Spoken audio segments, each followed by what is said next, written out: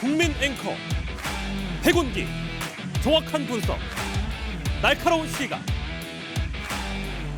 백운기가 하면 다르다. 여러분 안녕하십니까, 백운기입니다. 날아오는 우주를 향해서 똑바로 날아갔는데 지금 윤석열 정부는 똑바로 앞으로 나아가고 있습니까? 군사 독재 정권 때 많이 들었던 집시법이 다시 등장하고 한중 관계는 사드 사태 때로 돌아갈 조짐을 보입니다. 공안 정부, 공안 통치 언제적 얘기입니까?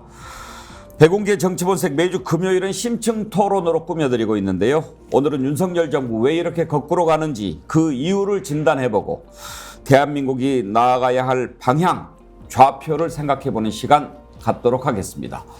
생방송 백운기의 정치본색 출발합니다.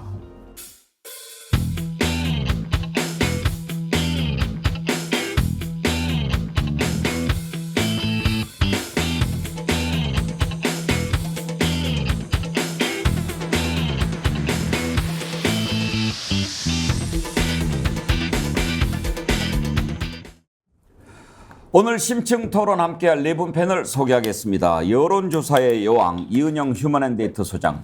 네, 안녕하세요. 이은영입니다.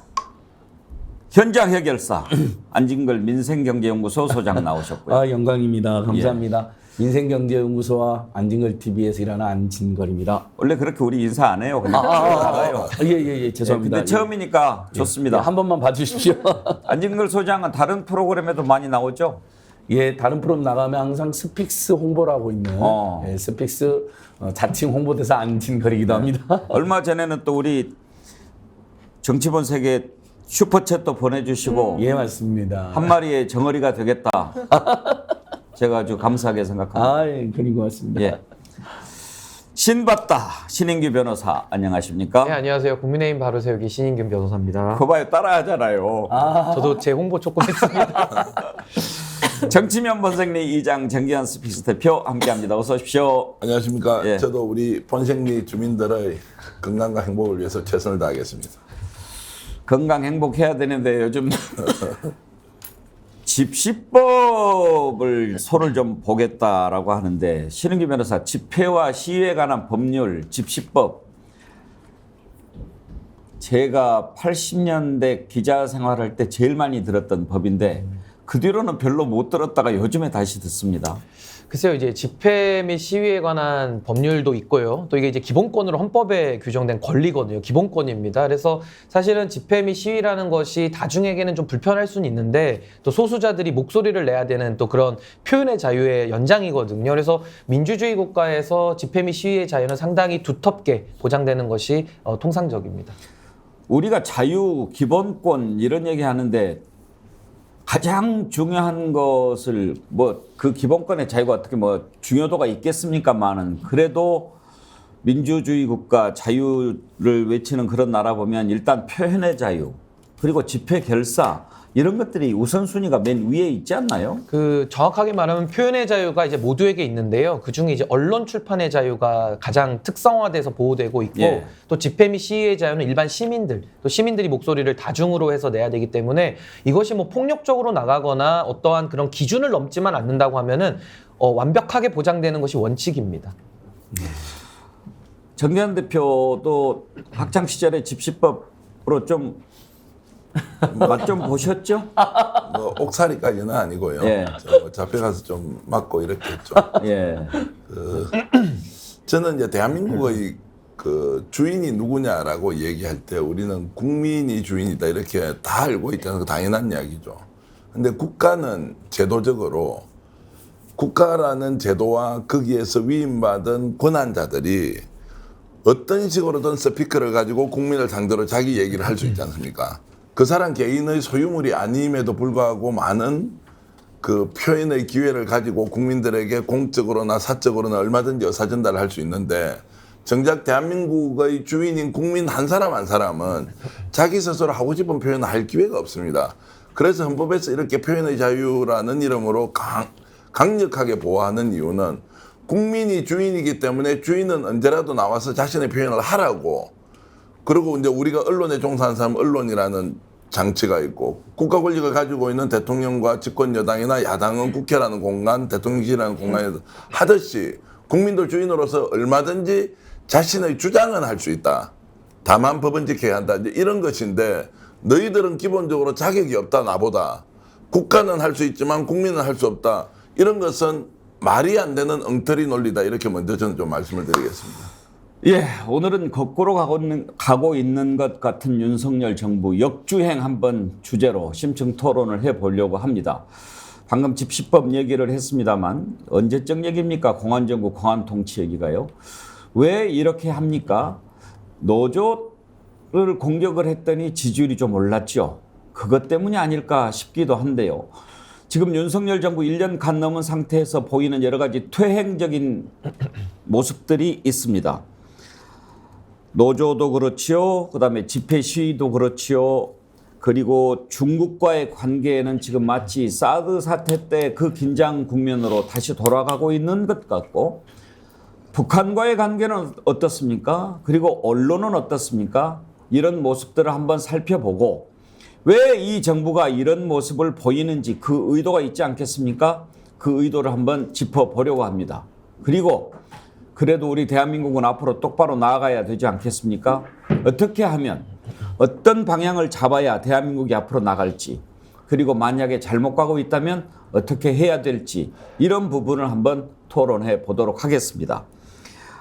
한라사님, 21도 한라사님은 항상 숫자로 마술을 부리시는 분인데 오늘 58,580원 슈퍼챗을 보내주셔서 이건 무슨 뜻일까 했는데 안진걸 오빠 5858입니다. 안진걸 오빠 촛불 집회 날개 없는 천사님 안진걸 소장님 사랑하고 응원합니다. 이렇게 보내주셨는데 21도 한라산이 소주 이름이라서 남자분인 걸로 착각하실 수 있는데 여성분이십니다. 안진걸 오빠. 와. 안진걸 오빠 팬이신가 봐요. 예, 정말 고맙습니다. 한라산 소주 저도 좋아하는데요. 이렇게 우리 정치본색은 제가 이제 팬으로서도 뭐 동시 접속이 뭐 10,000명을 뛰어넘기도 하고 지금도 뭐 5,000여 명 들어오시고 앞으로 10,000명까지 가실 것 같은데. 10,000명은 기본입니다. 예, 그러니까요. 뭐 2만 명, 예. 3만 명까지. 오늘 안진걸 소장 오셨으니까 2만 명. 예, 한번 오늘 제가 한번 잘 이야기해서 예. 한번 올려보겠습니다. 제가 지금 미국 시정헌법 1조를 지금 살펴보고 있습니다. 이게 이제 저도 이제 대학 때 학부 때 법학을 전공해가지고 법학을 전공하면 반드시 미국 시정헌법 1조에 대해서 공부를 하게 돼 있거든요. 그러니까 세계 민주주의 역사에서 가장 위대한 조항으로 뽑힙니다. 미국 시정헌법 1조가. 연방의회는 국교를 정하거나 신앙의 자유를 금지하는 법률을 제정할 수 없으며 언론 출판의 자유를 제한하거나 국민들이 평화적으로 집회할 권리와 불만의 구제를 정부에 청원할 권리를 제한하는 법률을 제정할 수 없다. 그러니까 아예 뭐 우리 헌법은 좀 추상적이잖아요. 뭐 언론 출판 집회 결사의 자유가 있다. 양심의 자유가 있다. 근데 미국은 아예 그 자유를 명시한 다음에 그걸 제한하는 어떠한 법률도 만들 수가 없다라고 딱 못을 박아버린 겁니다. 이게 왜 이런 조항이 생겼을까 고민해 보면 이런 것 같아요. 우리 헌법에서도 언론 출판 집회 자유의 결사의 자유만 뒤에 국가의 사전 허가나 검열을 허용하지 않는다고 되어 있거든요. 다른 자유 조항에는 그런 단서 조항을 붙여놓지 않았습니다. 근데 그만큼 우리가 사는 민주주의 국가에서 국민이 언론하고 출판하고 모이고 집회하는 게 가장 중대한 기본권이기 때문에 그걸 침해하는 어떤 것도 하지 말라는 것이 하나 있고 두 번째 사회라는 건 늘 좀 불안전하잖아요. 불안하고 그러면 정부나 지자체가 나서서 그걸 아주 유능하게 잘 해결해 주면 좋겠지만 그게 쉽지 않다면 국민들이 흔히 말하는 좀 데모도 하고 청원도 해서 그걸로 보완해 나가자는 사회 운영의 원리도 있는 거거든요. 그래서 저는 윤석열 정권에 대해서 뭐 무조건 욕하고 싶지가 않아요. 뭐 회에 나갔을 때 제가 스픽스에서 정말 우리가 정권 비판하지만 정권 비판하는 사람들 입장이 무색해질 정도로 국익을 챙겨갔으면 좋겠다라고 애정어린 당부도 했는데 다른 건 모르겠는데 헌법상의 노동 3권이나 지시법 같은 거 건드리는 건 이건 당장 뭐 국민들께서 노조나 집회에 대해 조금 짜증내게 하는 거 있으신 것도 있잖아요. 실망스러운 부분. 그건 좀 고쳐야 된다고 생각하거든요. 근데 처음에 지지율 조금 올라간 것 같지만 나중에 반드시 민주주의를 파괴한 정권으로 퇴출 대상이 될 수도 있다는 강력한 경고를 하지 않을 수가 없습니다. 왜 그러는지 그 부분은 조금 이따가 또 짚어보겠습니다만 안진걸 소장 요즘 주말에 그 집회 계속 나가시죠? 예, 촛불 집회도 계속 나가고 그럼 몇 있고요. 시까지 합니까? 보통 저희는 한 8시쯤에는 이제 끝납니다. 예. 이게 2016년 박근혜 퇴진 비상국민행동 시절에는 9시, 10시까지도 예. 했었었죠. 근데 저희는 가급적이면 어쨌든 경찰이라든지 또 시민들 불편이 있을 수 있기 때문에 경찰력의 어떤 집행에도 부담이 되고 갑자기 집회 딱 끝나고 행진하면 금방 해산합니다. 그러니까 주말 집회는 몇 분 정도 모이세요? 10월, 11월 달 작년에 많이 모일 때는 최대치 뭐 연인원 30만 명, 35만 명도 기록한 적이 있고요. 최근에는 이제 조금 집회가 길어지니까 한 뭐 5만 명. 어디에서 모입니까? 서울시청역 7번 출구에서 숭례문 대로변에서 모입니다. 예. 그렇게 몇만 명이 모이고 그러면 뉴스가 많이 원래 이렇게 많이 집회가 커지면 뉴스가 되잖아요. 근데 네. 뉴스에서는 제가 한 번도 못 본 것 맞습니다. 같은데요. 예. 배웅 앵커님께 잘 지적해 주셨는데요. 사실 애타는 어떤 국민이 정부 청사나 뭐 국회 앞에서 1인시만 해도 그게 뉴스가 나오고 또 그게 맞잖아요. 근데 도대체 우리나라 언론들은 집단적으로 아예 벌써 수개월째 많을 때는 수십만 명이 꼭 뭐 퇴진이나 탄핵을 외쳐서가 중요한 게 아니고 윤석열 정권이 너무 퇴행한다. 바이든을 날리면으로 조작해가지고요. 당시에 바이든으로 들린 사람 다 모이라 그러니까 한 3만 명이 모인 거예요. 이런 건 충분히 뉴스거리가 되잖아요. 근데 거의 뉴스를 내보내 않습니다. 그래서 우리 스픽스 같은 대한 언론에서는 그래도 꾸준히 소개해 주셔서 고맙습니다. 알겠습니다. 근데 이제 이은영 소장님, 네. 윤석열 정부가 왜 지금 이제 집시법 개정을 하려고 하는가 들여다보면 일단은 윤석열 대통령이 이유를 내세웠던 게 이제 민노총의 집회였지 않습니까? 네. 건설 노조인가요? 네. 그 노조가 뭐 노상 방뇨하고 뭐 이렇게 막 노숙하고 시민들한테 불편을 준다. 그렇게 해서는 안 되지 않느냐. 다른 사람의 자유도 있어야 하니까. 그래서 이제 하는데 그걸 좀 더 깊이 들여다보면 윤석열 대통령 지지율이 계속 떨어지다가 네. 노동 문제 강조하고 노동 개혁하면서 반등한 적이 있었죠. 그렇죠. 지난해 말에 그랬었죠. 예. 그러니까 이게 장사가 되네. 이렇게 생각한 게 아닌가 싶어요. 그렇게 지금 보여지고요. 그리고 지금 지난번에 연말에 그 노동개혁, 이제 그때 그 노동계에 대해서 원칙적이고 강경한 대응만 한 것이 아니고 3대 개혁을 하겠다. 이걸 같이 예. 붙여가지고 이제 노동계를 좀 이렇게 탄압할 때도 그 명분을 가지고 탄압을 했었거든요. 그래서 지지율이 올랐었던 건데 지금 이제 지지율이 그 해외 랠리, 순방 랠리 속에서도 이게 반등을 안 하니까 최근에 그 대통령의 어떤 일정이나 이런 것들을 보면은 좀 여러 가지가 바뀐 게 좀 눈에 띄어요. 먼저 첫 번째는 어린이들을 많이 대동하는 행사를 해서 대통령이 굉장히 웃는 얼굴이 많이 노출되도록 한다. 그리고 두 번째가 이제 다시 한번 이 노동계를 좀 때려야 되겠다. 이렇게 지금 마음을 먹은 것 같고, 그때는 건설 노조에 대해서만 그게 이제 회계 쪽에 대한 어떤 부정을 가지고 때렸는데 이번에는 이런 그 민노총 산하의 노조 중에서 뭐 북한과 연계된 그런 것들이 있다 이런 이야기를 하면서 특히 이번에 그 집시법과 관련해서 불법 전력이 있는 그런 단체가 집회를 하려고 할 때는 허가를 내주겠다라는 취지의 그런 지금 집시법 개정이 여당 통해서 나왔거든요.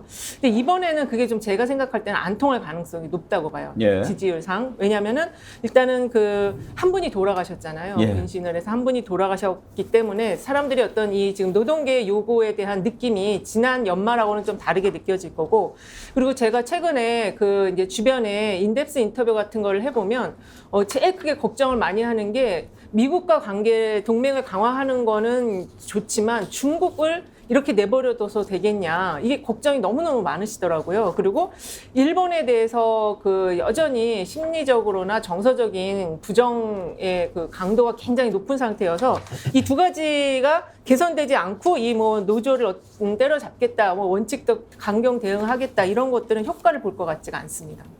지금 그 양해동 씨, 고 양해동 씨 네. 분신한 것을 아마 상당히 위험한 신호로 이렇게 보고 있을 수도 있겠죠. 네. 그렇게 된다면 또 걷잡을 수 없이 일어날 수도 있으니까요. 윤석열 대통령이 왜 이렇게 노조 쪽에 관심을 두고 집중하는지 한번 들어가 보도록 할 텐데요. 노조 관련해서 윤석열 대통령 했던 발언들을 한번 들어보시죠. 노조 부패도 공직 부패, 기업 부패와 함께 우리 사회에서 척결해야 될 3대 부패의 하나로서 우리가 여기에 대해서 엄격하게 법 집행을 해야 된다고 생각합니다. 노사 법치주의를 확고하게 세울 것이며 불법과는 절대 타협하지 않을 것입니다. 그리고 불법행위 책임은 끝까지 엄정하게 물을 것입니다. 불법과 폭력행위가 판을 치고 있습니다. 모든 행정력을 동원해서 끝까지 추적하고 신속 엄정하게 조치해 주시기 바랍니다. 정부는 조직적으로 불법과 폭력을 행사하는 세력과는 어떤 경우에도 타협하지 않을 것이며 또 건설 현장에서는 강성 기득권 노조가 금품 요구, 채용 강요, 공사 방해와 같은 불법 행위를 공공연하게 자행하고 있습니다. 폭력과 불법을 보고서도 이를 방치한다면 국가라고 할 수 없습니다. 이장님 의견부터 들어볼까요? 지금 윤석열 대통령 발언을 쭉 들어보면 아예 노조는 불법, 폭력 다 이렇게 규정을 하고 있는 것 같습니다. 그래서 이제 더 쉬우게 해놓으면 결국 국민들이 평소에 가지고 있는 노조에 대한 부정적 인식이 부각될 것이고, 아, 법치를 바로 세울 것이다. 이렇게 이제 단면적으로 보면 효과가 나타날 것이라고 봅니다. 근데 제가 이제 지금 불법과 어떤 경우에도 폭력을 방치하지 않겠다 이렇게 하고 기업의 부패, 공기업의 부패, 노조 부패를 동일하게 다루어서 하겠다. 제가 조금 심한 이야기를 하면요. 이분들은 지금 집권 세력, 정치인, 지자체장은 보이지 않는 곳에서 짬짬이 안 합니까? 누구 직장 어디에 구해주지? 지금 공기업 있는데 저 친구 기여도가 높으니까 보내자. 거기 밥 먹고 살아야 되지. 이런 거 하지 않습니까? 어디 이권 사업 있으면 누군가 와서 단체장, 정치인한테 야 이거 좀 봐달라. 내 사업하고 직결되어 있는데 좀 해달라. 이것은 정상적인 행위입니까? 우리 사회의 수준이라는 것이 아직까지는 완벽하게 제대로 무엇이 겸비되어 있지 않고, 두 번째는 각 개인이 가지고 있는 권한이 남용되어서 불법적인 요소가 엄청나게 일어남에도 우리가 일일이 보지 못하고 있는 것입니다. 저는 그것이 투영되어 있는 것이 건설 현장에서 야 대기업은 이렇게 지어서 돈 많이 버는데 우리도 좀 돈 좀 벌어 먹어야 되겠는데 야 우리는 왜 8시간 노동 지켜주지 않느냐, 나도 좀 먹자, 노조에서 나서 싸우니까 돈이 좀 더 나오더라. 이런 행위가 저는 결코 공직사회나 이 지금 건설 현장의 사회가 다르지 않다고 생각합니다. 비슷하게 흘러가고 있는 거예요. 다만 거기에 대해서 짜증스러운 것은 좀 더 많이 보였을 뿐이고, 보이지 않는 곳에서 얼마든지 많은 짬짬이들을 하고 불법 행위를 저는 저지르고 있다고 생각을 합니다. 대표적으로 정치인들이 그럴 것이고 국민으로부터 권한을 위임받은 단체장들이 그럴 텐데, 마치 거기는 깨끗한 것처럼 생각하고 그렇지 않은 부분은 완전히 부패 집단이다. 이렇게 하는 것은 반칙이라고 저는 생각합니다. 최능기 변호사, 보수 쪽에서는 윤석열 대통령 노동개혁에 상당히 좀 지지를 보내고 있는 그런 거죠. 일단은 지금 뭐 보수 진영이라고 하면은 지금 윤석열 대통령의 저런 노조 때리기를 넘어서서 노조 해체 주장까지도 나오고 있거든요. 그래서 저는 참 이게 대한민국의 안타까운 현실인데, 어떤 이야기를 하면은 그 이야기에서 논쟁이 안 멈추고요. 더 극단적인 주장이 힘을 얻는지 이런 걸로 갑니다. 그래서 예를 들면 뭐 여성가족부 폐지 이러면 또 여성 혐오까지 이렇게 이끌어가는지 이런 거랑 비슷한 건데, 지금도 마찬가지입니다. 노조의 불법, 당연히 불법은 엄단해야죠. 그건 검사들이나 법 집행기관에서 조용히 할 일이지, 저렇게 대통령이 국민 앞에 나와서 노조 다 때려잡자 이런 식으로 나갈 수는 없는 거거든요. 그러니까 그 불법을 처리하지 말라는 뜻이 아니라 불법은 불법대로 처리를 하면 될 일이고요. 대통령께서 저 말씀을 저는 안 하시는 게 맞다고 보고 저것을 한동훈 장관 선에서 하면 될 일입니다. 그리고 대통령은 헌법을 준수하고 헌법으로서 국민을 통합할 역할이 있기 때문에 국민의 기본권 헌법 33조 1항에 뭐 나와 있습니까? 노동 3권 보장돼 있거든요. 노동 3권을 어떻게 더 실질화해서 보장할 것인지에 대해서 대통령은 고민하고 노동자들의 처우를 돌보는 일을 하셔야 되는 겁니다. 그런데 저도 민주노총의 기득권 반대하고요. 그거 불법 원단하자는데 대한민국 국민 중에 누가 반대할까요? 근데 그 얘기만 가지고 주구장창 얘기를 하고 있으니까 국민들 시선에서는 노조는 다 나쁜 거야. 다 없어져야 돼. 이런 식으로 지금 사회가 경도되고 있단 말입니다. 저것은 지도자의 언어로서 마땅하지 않다. 대통령의 역할도 아니다. 저는 이렇게 봅니다. 스파픽스 하이님이 이런 글 주셨어요. 민노총이 100% 잘한 게 아닙니다. 그러나 노동자 목소리를 대신해서 싸워야 하고 싸워줄 사람은 필요합니다. 그리고 이들이 있기에 우리도 혜택을 보는 게 분명히 있다고 봅니다. 그런데도 마치 노조를 범죄 집단인 양 낙인 찍고 척결 대상으로 보는 인식이 문제 아니겠습니까? 그런 걸 주셨는데 안진걸 소장 보시기에는 왜 윤 대통령이 노동개혁의 핵심 기조를 노조 압박에 두는 것 같습니다. 네. 일단 기본적으로 얄팍하게는 지지율이 조금 올라가니까 계속 공격할 때에서 지지율 올려보자. 다른 민주주의, 민생, 평화, 경제, 외교, 국방에서 정말 국민의 기대, 또 흔히들 말하는 민주주의적 통합과 협치 같은 거 잘해가지고 지지율을 끌어올릴 생각을 포기하니까 안 되겠다. 노조 때리고 집회 때려가지고 지지율 좀 올리겠다. 이런 얄팍한 수가 하나 있는 것 같고요. 두 번째는 저는 좀 더 좀 실망스러운 게 사실은 정부라는 것은 국민 모두의 정부이고 그러면 약자나 또는 힘없는 사람들의 목소리를 더 반영해줘야 정부의 존재 의의가 있는 것인데 주로는 재벌 대기업 총수들이나 아주 거의 끼고 산다고 할 정도로 자주 만나잖아요. 그리고 사용자 입장만 대변하는 또는 정경련처럼 본인이 수사해서 불법 정경유죄 상징으로 해서 원래 해체가 나왔던 정경련 출신 인사들이 지금 주변에 굉장히 포진되어 있습니다. 그분들은 입만 열면 노조를 부패 세력으로 또 뭐 최저임금처럼 국민들 최소한 생존 보장해 주는 것도 뭐 해체해가지고 100만 원, 150만 원만 줘야 된다 말을 막 그걸 일삼는 분들이 가득한데 주로 그분들한테 둘러싸여가지고 국정을 국민 통합형 중산층을 두텁게 만들어가는 게 아니라 극소수 기득권의 입장을 완전히 강변하고 나머지 국민들은 죽든 말든 이렇게 되는 거죠. 그래서 윤석열 대통령이 미국 좋아하니까 너무 좋아해서 친미 사대주의라는 얘기는 오바마 대통령이 했던 유명한 말이 있습니다. 이분은 대통령인데 미국인이요. 노조에 가입해라. 내가 전 세계를 다녀보니까 노조가 없는 곳에 착취가 있고 수탈이 있더라. 나라면 노조에 가입하겠다. 그래야 미국 국민들이 삶이 나아지고 중산층이 두터워진다는 유명한 연설을 합니다. 사실 윤석열 대통령께 그것까지는 기대는 하지 않는다 하더라도 저는 우리 신인기 변호사님이 정말 우리 이 청년 보수로서 너무 귀한 말씀하셨는데 대통령께서는 헌법을 준수하게 헌법에 나와 있고 선언도 하셨잖아요. 그럼 진짜 헌법에 나와 있는 노동 3권 그걸 어떻게든 실현할 것인가 그래서 최선을 다해 주셔야 되거든요.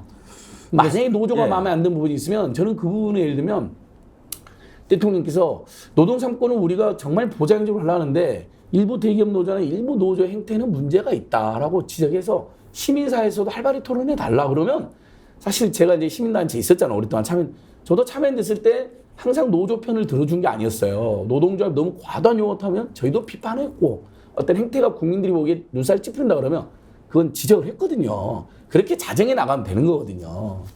저 이 부분은 제가 검사 DNA를 하나만 더 지적하고 싶은데요. 항상 불법을 엄단하자. 이거 검사적 시각 아닙니까? 그거 누구도 반대 안 합니다. 근데 대통령께서 불법 때려잡자 검사 DNA에만 머물러 있으면은 방금 우리 안 소장님 말씀하신 대로 노동자들의 권익 보호, 노동자들의 근로 조건의 질 향상. 그럼 이건 도대체 누가 신경을 씁니까? 이건 대통령만이 할 수 있는 역할이거든요. 그러니까 지금 윤석열 대통령은 검사 시절에만 머무를 것이 아니라 지금 대통령이기 때문에 대통령의 역할을 하셔야 된다. 이 말씀 꼭 드리고 제가 싶습니다. 지금 그걸 사실 좀 물어보고 싶었어요. 이인영 소장. 왜 노조를 불법, 폭력 이렇게 딱 규정을 하는가 생각을 한번 해보면 윤석열 대통령이 노조를 언제 경험해 봤겠습니까? 경험 한번 해본 적이 없죠. 해본 적이 없죠. 검사만 했으니까. 특수통이었으니까. 노조를 경험을 했다면 노조 활동을 하다가 무슨 죄를 지어가지고 온 사람 수사는 야, 해봤겠죠. 그럼요. 수사도 안 해봤을 것 같아요. 이 옆에서 사람은 해봤겠죠. 공안부랑 특수부가 달라요. 그리고 그래서 또 안 노조가 해봤어요. 시위하면 출퇴근하다가 짜증나게 부었겠죠. 뭐 이런 정도로만 인식하지 않았을까. 그렇죠. 실제적으로 이 민노총이 좀 강성 노조라고 바깥에서 볼 때는 보이지만 노조 가입률을 보세요. 얼마나 되는지. 굉장히 작잖아요. 그리고 이 윤석열 대통령은 아무래도 이제 지금 대통령이 됐으니까 기업들이 말을 안 들을 수가 없어요. 오라면 오고 가라면 가고. 지난번에 그 미국 갔을 때도 기업인들이 이제 뭔가 그 어떤 이제 이 영업을 하기 위해서 따라갔지만 하나도 뭐 이렇게 할 수 있는 자리가 마련도 되지 않았었고 그냥 정말 들러리 섰다는 얘기가 나오는데 그게 이제 공개적으로는 기업인들은 말을 못 하잖아요. 며칠 전에 그 여사님과 같이 행사를 했던 이부진 그분도 어떤 한 큰 기업의 오너거든요. 근데 그런 자리에 나오라 그러면 나갈 수밖에 없는 거예요. 그래서 기본적인 인식 자체가 상당히 뭐라 그럴까 이제 왕 같은 생각을 하고 기업인조차도 그냥 자기 마음대로 부릴 수 있다고 지금 판단하니까 그 노조는 아예 생각도 지금 안 하는 것 같고요. 그리고 지금 최근에 그 간호가족들의 오히려 저는 이 노조보다도 간호가족들을 더 무서워해야 될 것 같아요. 거기 지금 10만 명이 넘게 그 조직적으로 움직이는데 그것도 한번 때려잡아 보세요. 정말로 지금 노조 민노총 하는 것처럼. 제가 좀 보태면 이렇습니다. 정치가 이제 기본적으로 사회적 갈등을 어떤 식으로 해소를 하고 네. 각자 주장한 것들 잘 모아서 그 대화와 타협을 통해서 결론을 좀 도출해 주는 것이 본령이다, 본질이다 이런 말씀 많이 하지 않습니까? 실제로 노조가 현장에서 폭력적 행위를 한다거나 또는 불법 행위를 너무 많이 했다고 대통령이 인지하면 제가 만약에 대통령이라면 이렇게 하겠습니다. 경찰청장을 불러서 절대 바깥으로는 드러내지 말고 불법적 사항은 진짜 용납해서는 안 된다. 그런데 이게 갈등으로 일어나서는 안 되니까 거기에 악질적인 요소들이 있을 것이다. 건설 노조 같은 데는 크레인이나 뭐 파업을 할 수도 있고 하니까 엄중하게 집행을 해라. 그래서 먼저 만나서 못하도록 일단 경고를 하고 할 경우에는 우리 용서 못한다. 나는 좀 빠져 있을게. 원래 경찰이 해야 될 일이 이 일이다. 근데 사회적으로 갈등을 좀 해소시키자. 왜냐하면 우리 근로자 노동자들의 생산성과 그다음에 기업의 효율성 이런 면을 종합적으로 고려했을 때 너무 많은 고비용 갈등 구조가 있으니 이거 좀 해결하자. 경찰청장 당신 믿으니까 한번 좀 해주세요. 그래서 우리나라 제대로 세웁시다.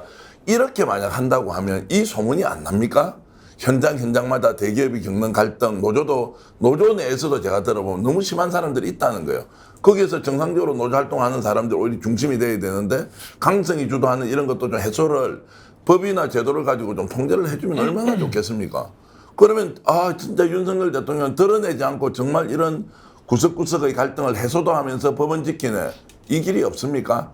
저는 있다고 생각하고 이거 하지 않고 두드려 잡을 수도 없고 집집법 개정도 할 수 없지 않습니까? 다수당도 아닌데 어떻게 개정을 합니까? 그냥 던져놓고 나 이렇게 갑니다라면서 정말 눈앞에 보이는 정말 한 주먹도 안 되는 그 이익 좀 보겠다고 이 나라 전체를 이렇게 갈등의 좀 이런 상황으로 몰아넣는 게 맞느냐 이런 말씀을 좀 제가 한 말씀만 더 보태면은요, 그 강성 노조에 대한 대응은 노사정위원회가 있어요. 그걸 통해서 그 합의 테이블 안에서 그 관리를 하면 되는 거고요. 그리고 제가 진짜 지적하고 싶은 게 최근에도 그 서울경찰청의 경무관 한 분이 돌아가셨어요. 자살로 추정이 되는데 이분의 이력을 보면 이분이 지금 인수위, 대통령직 인수위원회에도 갔었고 대통령 비서실 국정상황실에 파견이 나갔었던 분이거든요.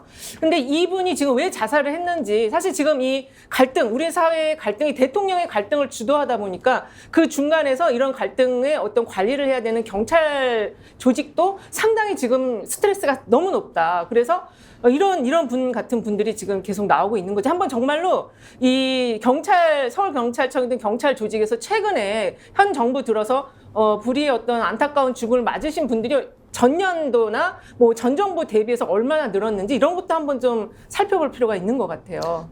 저는 윤석열 대통령께서 한 달 전에 하신 말씀으로 제가 좀 말씀을 드리고 싶은데 일단은 기본적으로 윤석열 대통령은 노조를 경험해 본 적도 없고 알지도 못해서요. 저는 노동상권에 대한 인식 자체가 없다. 그리고 노동자들의 삶에 대해서 저는 무지하다라고 감히 말씀을 드리겠고요. 이 헌법에 제가 33조의 기본권으로 노동상권 말씀을 드리지 않았습니까? 윤석열 대통령께서 불과 한 달 전에 이렇게 얘기하셨어요. 정부는 우리 사회의 약자들을 더 따뜻하게 보듬어 나가고 따뜻한 사회를 만들기 위해 더 노력하겠다. 그리고 헌법 정신을 지키는 게 하나님의 뜻을 실천하는 것이다. 이렇게 얘기를 했거든요. 예, 우리 교회 가서 그랬죠. 그럼 거의 뭐 하나님까지 나왔으면 절대적 진리로 지금 헌법을 생각하시는 분인데 왜 헌법 조항에 나와 있는 노동상권에 대해서는 그렇게 무지하고 무시하는지 일단 모르겠고요. 노조를 마치 두더지 게임하듯이 두드러 때린다고 해가지고 될 게 아닙니다. 노조에서 잘못된 건 바로잡는 것도 정부의 역할이지만 아까 제가 서두에 말씀드렸다시피 노동부가 있지 않습니까? 정부에도. 그 노동부가 하는 일이 노동자들의 권익을 대변하는 일이에요. 그건 대통령만 할 수 있는 일이라는 거를 다시 한번 말씀드리기 때문에 노동자들의 삶에 대해서도 관심을 좀 가지시기를 부탁을 드립니다. 지금 그 말씀하시기 전부터 신사컴리님이 이런 글 주셨어요. 애민 정신 일도 없어요. 기차에서 구두발 올린 인간이 무슨 애민 정신이 있겠어요. 그런 글을 주셨는데 자 이제 이런 인식을 바탕으로 집시법 개정 시도합니다만 지금 뭐 여야 구도로 봐서 통과가 되겠습니까? 그래서 이제 어떻게 합니까? 강하게 진압해. 그래도 책임 묻지 않을 거야. 이렇게 지금 경찰들을 독려합니다. 그리고 6년 동안 중단됐던, 왜 중단됐습니까? 백남기 농민 물대포 맞아서 숨지지 않았습니까? 그 뒤로 훈련 중단했죠. 그게 이제 6년 만에 다시 부활이 됐습니다. 경찰들이 지금 부글부글 끓고 있다고 합니다. 이렇게 해서 강하게 진압을 한다. 안진걸 소장, 그러면 그거는 노조 개혁, 노동 개혁을 찬성하는 보수들이 그래 잘한다 이렇게 할 거라고 생각을 하는 걸까요? 아니 저는 아마 저기 보수 단체들 중에도 그래도 국민의 기본에 관심 있는 분들은 이건 아니라고 그럴 겁니다. 그러니까 노조를 비판하더라도 왜냐하면 2008년도에 미국산 쇠고기 묻지마 수입 국면에서 그때 대규모 촛불 집회가 있었는데 당시만 해도 야간 집회가 허가제로 돼가지고 많은 국민들이 구속되거나 기소가 됐습니다. 사실 오늘 배국 앵커님 저를 잘 초대해 주신 것 같은데 그때 제가 구속이 됐었잖아요. 야간 집회 주최 혐의로. 그래서 제가 바로 당사자입니다. 구속돼서 법원에다가 재판부에 아니 집회 시위는 사전에 허가가 금지되어 있는데 왜 야간만 금지를 시켰냐. 더더욱이나 직장인들이나 학생들이나 낮에는 공부를 하고 직장을 다니니까 집회는 저녁에 하는 게 국민들의 생활에 맞다. 그래서 그 사법부 얼마나 보수적입니까? 그 사법부마저도 그게 맞다 해서 위헌법률 심판 제청을 헌법재판소에 보냈고 그래서 헌재에서 위헌 판결이 2009년도에 나온 겁니다. 그 헌재 판결문에 국가 대 안진걸 사건으로 되어 있습니다. 그 있잖아요. 미국 영화 헐리우드 보면 국가 vs 안진걸 뭐 이런 거. 안진걸 vs 배군기 이런 것처럼.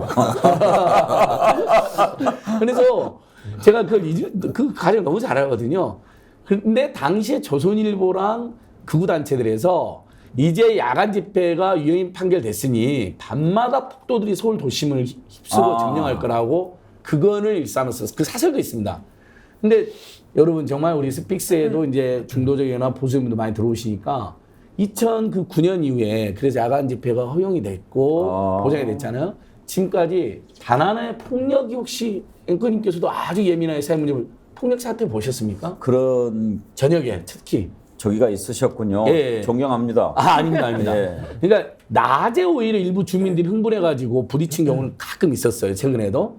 밤에는 주로 은은하게 촛불을 드는 경우도 많고 사람들이 또 얼른 마치고 또 집에 들어가기도 해야 돼요. 피곤하니까. 야간 집회가 오히려 더 평화롭습니다. 그래서 이것은 어떻게 그걸 알 수 있냐면 미국이라든지 유럽 사람들이 한국에 오면요. 와, 어떻게 집회를 이렇게 평화롭게 칭찬 엄청 합니다. 왜냐면 지금도 선진국들은 예를 들면 물가가 폭등했다거나 또는 정부 정책이 마음에 안 들면 기본적으로 한 1000명 이상만 모여도 방화나 약탈이나 폭력을 많이 합니다. 선진국들이. 외신 보면 그렇지 않은데 한국은 오히려 굉장히 지금 평화롭게 하거든요. 그러면 이걸 대통령이 칭찬해줘야지 이것마저도 지나가겠다. 그러면 이제 국민들이 또 가만 안 있게 되거든요. 근데 왜 그럴까요? 이은영 소장 이런 생각 안 듭니까? 이제 노조를 명분 삼아서 뭐 이렇게 밤에 쓰레기 버리고 노상 방뇨하고 막 이런 식으로 하니까 국민들이 힘들다. 그래서 한다라고 하지만 이 야간 집회 시위를 못하게 하려고 하는 이유가 뭘까? 이걸 핑계 삼아가지고 지금 이제 오염수를 만약에 방류한다고 칩시다. 국민들 가만히 있겠어요? 아유, 그리고 가만히. 지금 하고 있는 정치 이런 거 보면 국민들 가만히 있겠어요? 그런 것도 미리 이렇게 두려우니까 그러는 게 아닌가 그런 생각 안 듭니까? 그러니까 우리가 대통령의 행동이 너무 이상하니까 별별 이유를 다 찾는 거거든요. 한마디로 일단은 대통령이 너무 뭘 모르는 사람이에요. 너무 뭘 모르는 사람을 대통령을 시켜놔갖고 자기 기준에서 이 사회 돌아가는 걸 자꾸 재단을 하는데 시민들이나 국민들 생각하고는 너무 지금 다르거든요. 그래서 사실은 지난번에도 제가 방송에서 말씀드린 것처럼 좀 치사한 정부예요. 그러니까 뭐 슬리퍼 신는 거 갖고 뭐라고 그러고 야간 방뇨하는 거 갖고 뭐라고 하는데 아주 급하신 분은 그럴 수도 저는 있다고 생각을 해요. 그것 때문에 이거를 하는 거는 오히려 좀 말이 안 되는 것 같고 굉장히 그 사람의 어떤 뭐랄까 좀 이게 말로 했을 때 굉장히 좀 뭐 수치심을 느끼는 그런 부분을 항상 콕콕 건드리는 아주 이상한 독특한 성향을 가지신 대통령이고 오히려 제가 시민 입장에서 정말로 좀 규제를 해달라고 말하고 싶은 거는 큰 스피커를 들고 다니는 이상한 집단들이 이 역대 정부에는 없었어요. 이 정부 들어와서 그런 이상한 집단들이 생겼는데 이 귀청 떨어질 것 같아요. 예. 그거 좀 규제해줬으면 좋겠어요. 그러니까 그 집회를 밤에 하다 보면 원래 경찰이 해줘야 될 대민 서비스나 지자체 서비스가 뭐냐면 시민들이 모이면 일단 안전을 확보해 주고요. 그렇죠. 그다음에 이동식 화장실을 설치해 줍니다. 그게 우리 사회가 서서히 그렇게 되어 왔어요. 그러면 누가 야간 방뇨를 하겠습니까? 근데 못하게 하고 그러니까 이제 급하니까 야간 방뇨하는 사람이 있을 수 있잖아요. 근데 사실 노상 방뇨라는 것은 집회가 아니라 일반적으로도 음주 드신 분들이 가끔 하고 그러는데 그건 그것대로 예를 들면 지적하면 되는 거지. 그게 야간 집회를 못하게 할 이유는 전혀 되지가 않는 거죠. 근데 못하게 하면요 국민들이 더 폭발합니다. 그래서 지금 우리 애청자들께서도 결국 윤석열 퇴진 촛불 집회 커질까봐 못하게 하려고 하는 거 아니냐 미리부터 이런 풍자가 나오는데 제가 약간만 덧붙이면 윤석열 대통령이 국민들로부터 주목을 받고 인기를 얻게 된 게 박근혜 최준 국정농단 특별검사 수사했잖아요. 그때 그 특검 수사는 2016년 야간 집회, 촛불 집회가 엄청난 응원해줘가지고 본인이 날개를 달아서 한 거거든요. 그리고 그걸로 인기도 얻었고 검찰총장도 대통령이 됐잖아요. 그러면 야간 집회를 고생해서 하는 국민들한테 감사의 마음을 가져야지 오히려 그걸 때려잡겠다? 지금 안진걸 소장 하신 말씀을 JTBC 앵커가 이야기하지 않았습니까? 네, 박성태 앵커도 이야기한 걸 들었습니다. 저희가 이제 언론 관련 부분에서 그 내용을 한번 들어보려고 준비했는데 얘기 나오신 김에 한번 듣고 갑시다. 박성태 앵커가 했던 얘기를 한번 들어보시죠. 예. 네, 지난주 민주노총의 1박 2일 집회. 물론 경찰이 금지한 시간까지 집회가 이어졌고 일부 무질서한 모습에 눈살을 찌푸렸을 시민들도 있었을 겁니다. 이는 물론 민주노총도 반성해야 할 모습입니다. 그러나 일부의 무질서를 이유로 대통령은 권력에 항의하는 목소리에 강경 대응을 천명했고 여당에서는 헌법상 자유인 집회와 시위의 자유까지 제한하려고 한다면 물론 지금도 심야 집회를 상황에 따라 금지할 수는 있지만 아예 법으로 못하게 못 박는 것은 완전히 차원이 다른 얘기입니다. 따지고 보면 국정농단 당시 윤석열 특검 검사가 권력에 굴하지 않고 일할 수 있게 된 것도 매주 토요일마다 밤늦게까지 광화문에 모였던 그 수많은 촛불들 덕택이었을 겁니다. 대통령이 아마 가장 많이 쓰는 표현 중에 하나, 자유일 겁니다. 자유는 조금 더 구체적으로 말하면 권력의 자유가 아닌 권력으로부터의 자유여야 합니다. 이장님, 저는 저 박성태 앵커의 저 논평을 듣고 참 용기 있다 그런 생각도 들고 정말 틀린 말이 하나도 없지 않습니까? 저런 말도 용기 내서 해야 되나요? 그렇지 않습니까 지금은? 지금 용기를 내야 됩니다.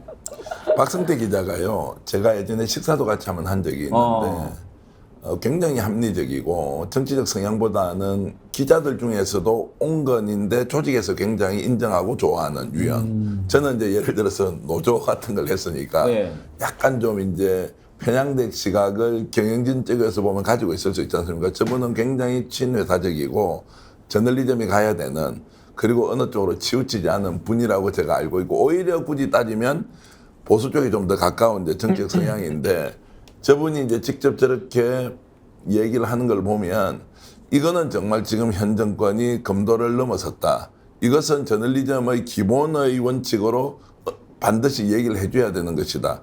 라면서 이제 용기 있게 저렇게 발언한 것으로 생각하고요. 부디 이제 저런 기자들이 어쨌든 어떤 조직에서든 좀 살아 있어야 하고 아닌 건 아닌 것으로 말해야 한다. 대통령이 하고 있는 것은 저는 역주행이라는 이런 표현보다요, 대통령이 사실은 무자비해요. 대통령은 본인이 이 나라 권력을 소유하고 있는 게 아니에요. 국민들이 가진 권한을 위임받아서 5년 동안 국민을 대신해서 국가를 운영하는 것입니다. 저 사람 게 아니라고요. 저 사람 게 아닌데 왜 자기는 자기 눈에 보이는 대로 불법이면 불법이고 단절을 해야 되면 단절을 합니까? 그건 완전 엉터리예요. 그래서 저는 누가 정말 불법적이고 무자비한지는 국민 스스로 판단할 수 있다고 봅니다. 신은기 변호사, 촛불 없이 윤석열 대통령이 있었겠어요? 저는 뭐 박성태 앵커가 굉장히 뼈아픈 부분을 지적을 해서 윤석열 대통령이 저 부분은 뭐 반박을 하지 못하지 않겠습니까? 그리고 제가 아까 뭐 밤의 시위가 위험해서 지금 뭐 막는다 이러는데 역으로요. 탄핵에 대해서 반발해가지고 헌법재판소 앞에서 시위한 적이 있거든요. 소위 말하는 태극기 부대들이었죠. 그러니까 윤석열 대통령을 지금 지지하는 분들입니다. 그분들 낮에 시위해가지고 스피커 떨어져서 몇 분 돌아가시고 그랬거든요. 낮에 해도 위험해요, 원래. 그러니까 낮이든 밤이든이 중요한 게 아니라 경찰은 경찰의 역할을 하면 됩니다. 근데 지금은 국민의 기본권 보장이라는 가치와 불법을 엄단하겠다는 국가의 공권력 두 가지가 다 국가의 의무인 겁니다. 근데 윤석열 대통령은 검사 DNA 때문에 불법 엄단만 외치고 있는 거예요. 그러면 국민의 기본권을 보장할 뭐 노조의 자유라든지 여론의 표현의 자유라든지 뭐 지금 다 마찬가지입니다. 집시의 자유 다 기본권이거든요. 매일 자유를 전 세계적으로 얘기하지 않습니까? 근데 왜 국내에 와서는 자유라고 하는 이 기본권, 그 국민들의 약속, 헌법에 나오는 가치, 하나님의 진리라고 얘기했던 거를 싸그리 무시한단 말이죠. 이 이율배반을 국민들이 지금 소화를 하기가 어렵다. 그래서 저는 윤석열 대통령 만약에 전광훈 목사가 지금 편들어주니까 전광훈 목사가 집시한다고 하면 이런 얘기 했을까요? 전광훈 목사가 밤에 시위하면 이렇게 막았을까요? 자기 편이 하면은 허용해 주는 겁니다. 근데 남의 편이 하면은 억누르는 거거든요. 마치 두더지 때려잡습니다. 전 여론조사도 윤석열 대통령이 30%대 나오면은 표본이 이상하다. 또 중소기업이 77% 찬성 나오면은 아 이거 가지고 나는 힘이 난다. 또 이러거든요.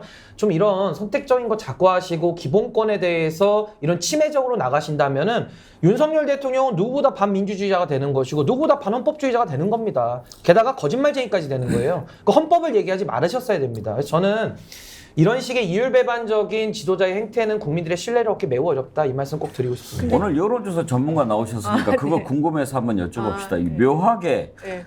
윤석열 대통령이 지난번에 여론조사 뭐 과학적이고 뭐 이렇게 하지 않으면 국민을 속이는 거다 네. 이렇게 얘기를 했잖아요. 네. 그 뒤로 올라가. 왜 그래요? 그러니까요. 좀 알아서 긴다고 할까요? 아, 정말 그렇게 아니 저는 저는 뇌피셜입니다. 실제 예. 그렇게 하지는 그렇게 하지는 않고요. 않겠죠? 예, 그렇게는 아니 그런 절대 세간의 안 그런 하죠. 지적이 있었습니다. 있어요. 네, 지적이 그대로 있으니까. 올라가니까. 세무조사 협박을 받았나? 아니 왜냐면 조사 회사들도 업체예요, 기업이에요. 네. 그러니까 은행에 대출이 막힌다거나 갑자기 세금이 많이 나온다거나 이러면 오돌오돌 떨 수가 있죠. 그래서 그러니까 저는요. 네. 아까 요즘에 뭐 저런 말도 용기를 내야 하나요? 이렇게 얘기하셨지만 네. 제도권 언론의 메인 뉴스 앵커가 그 메인 뉴스에서 저런 발언하는 게 참 쉽지 않거든요. 흔치 않잖아요. 우리가 처음 보잖아요. 사실 저런 식으로 얘기하는 거는. 네. 그런데 왜 그랬을까? 지금 집시법 개정을 통해서 집회 시위 자유를 제한하려고 하는 것이 잘못됐다라고 하는 인식도 있지만 언론 현장에 있는 사람이 봤을 때 이거는 어느 정도 용인할 수 있는 수준을 넘었다. 언론의 자유, 표현의 자유에 대해서 느끼는 것도 똑같은 느낌으로 왔기 때문에 저런 목소리를 내지 않았을까 저는 그런 생각이 들더라고요. 어쨌든 저희가 볼 때 대통령과 그 부인 그 두 분은 80년대 사고를 하고 있어요. 우리는 이미 2000년으로 왔는데 그분들은 아직 80년대에 계시다 보니까 근데 대통령이다 보니까 그 어떻게 보면 행정부의 수반이잖아요. 어떤 한마디를 하는 거에 대해서 우리가 그냥 지나갈 수는 또 없거든요. 그러다 보니까 이제 좀 상식적인 것과 어긋나는 거를 얘기를 하더라도 이 기업의 오너들이나 이런 사람들은 또 거기에 대해서 신경을 쓸 수밖에 없다 보니까 여러 가지 이런 모습들이 나오는 것 같고요. 그리고 아까 그 중소기업 그 최근 행사에서 77% 나온 거는 제가 아무리 자료를 찾아봐도 이게 누구를 대상으로 한 건지 몇 명을 대상으로 한 건지가 정확하게 나오는 게 없어요. 그건 이렇게 됐어요. 네.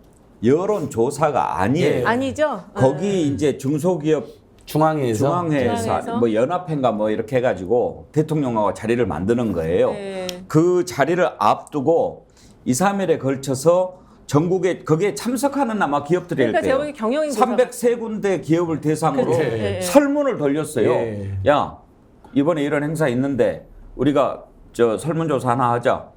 지금 대통령의 중소기업 정책 어떻게 생각하냐? 아니 그러면은 지금 거기 행사에 참석하는 기업들이 대통령 참석하는데 그 조사를 낸다고 그러는데 매우 잘못함 하겠어요? 그러니까요. 분위기 그래가지고 망치게. 아주 잘하면 20 몇 프로, 네. 대체로 잘하면 50% 해가지고 77%가 나온 거예요. 그걸 가지고 이게 진정한 지지율이다 이렇게 얘기를 하면 둘 중에 하나입니다. 네. 사기든지 바보든지. 두 가지 단 것 같아요. 제가 볼 예. 때는 두 가지 단 것 같고. 아니 진짜 네. 저는 정말 그게 네. 최근 사건 중에 바이든을 날리면으로 주장한 거에서 제일 충격받은 부분. 그 모든 여론조사에서 약간 수치에 편향이 있지만 보통 여론조사 전문가들이 그 이야기를 하잖아요. 수치는 다르지만 조사 기법이라는 질문에 대해서 그 경향은 맞다. 이러면 떨어지는 경향이나 네. 약간 보합세나 조금 올라가는 경향. 근데 77% 그게 주로 물어보는 것도 노동 정책에 대해서 당연히 중소기업 정책이라니까요. 중소기업 사장님들이 아예 저거는 중소기업 그분들이 찬성한 이유가 노동 정책이 마음에 든다는 거예요. 왜냐하면 이 중소기업 중견기업 하는 분들 입장에서 노조가 불편했는데 노조를 때려잡아 주니까 그게 이제 긍정 이유의 1등으로 나와 있더라고요. 저도 봤어요. 지난번에 우리 예. 이장님이 그러셨어요. 네.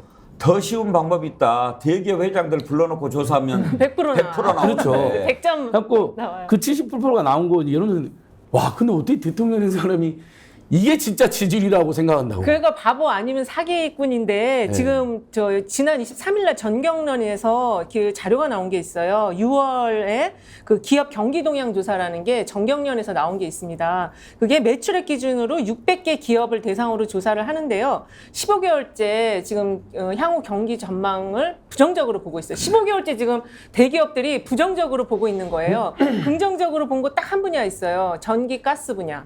네, 최근에 그 올랐잖아요. 그러니까 지금 경제 상황이 이렇게 어려운데 대통령이 계속 노조만 때려잡고 있어서야 되겠냐 이거죠.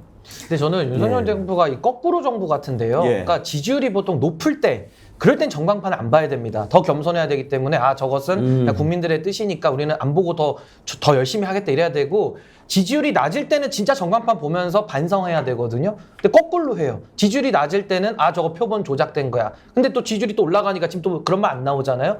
아니 77%로 할 게 뭐가 있습니까? 그냥 윤석열 대통령 8촌 이내만 조사 한번 해보세요. 100% 나옵니다. 100%.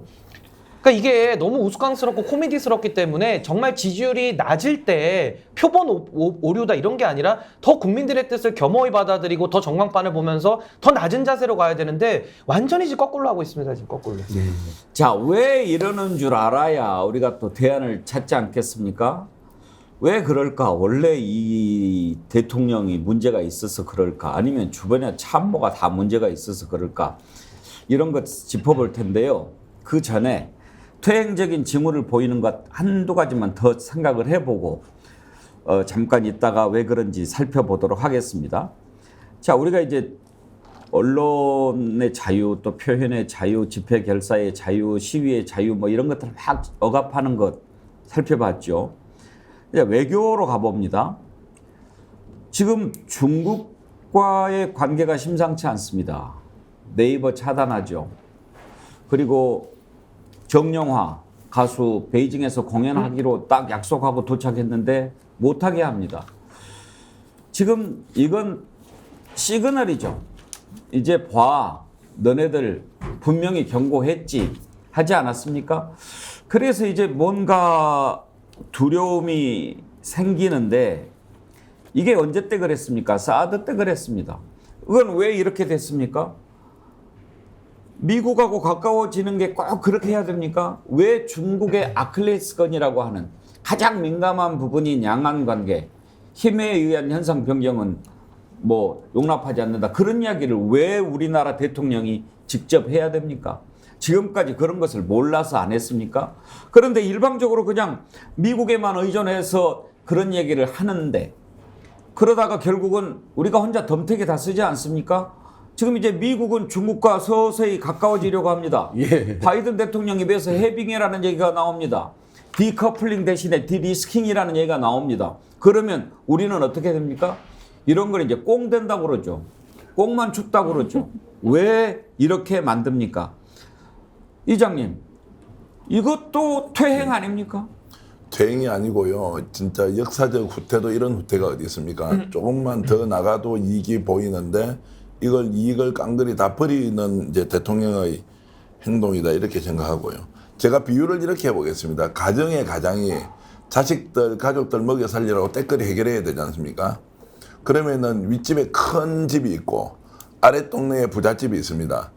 두 집 다 잘 관리해야 나는 일을 하고 먹고 살고 있고 물건도 팔고 하는데 어느 바보가 자 윗집은 존경합니다. 근데 아랫집에 가서 큰 집에 아랫집 부잣집에 가서 욕을 하고 있으면 아랫집 부자는 당연히 내한테 일을 안 줄 거 아닙니까? 지금 그 원리라고 저는 보거든요.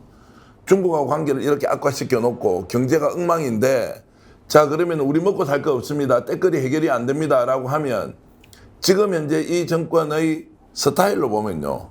그 내가 뭐 잘못한 거 있노? 그 중국에서 다 우리 거 다 배제시켜서 우리 못 먹고 사는 거지. 비유하자면 가정에서 가족들의 생계를 책임져야 될 가장이 바깥에서 어떤 식으로든 먹을 거리를 찾아서 오지 않고 찾아오지 못한 것을 탓하는 가족들한테 내가 잘못한 것이 아니고 아랫 동네에 있는 대골 같은 큰 부잣집에서 안 줘서 그렇다. 이게 말이 안 되지 않습니까? 저는 그런 형국을 지금 대통령이 만들고 있다. 빨리 나가서 중국하고 어떤 식으로든 문제 해결 좀 하라. 이런 촉구를 드리겠습니다.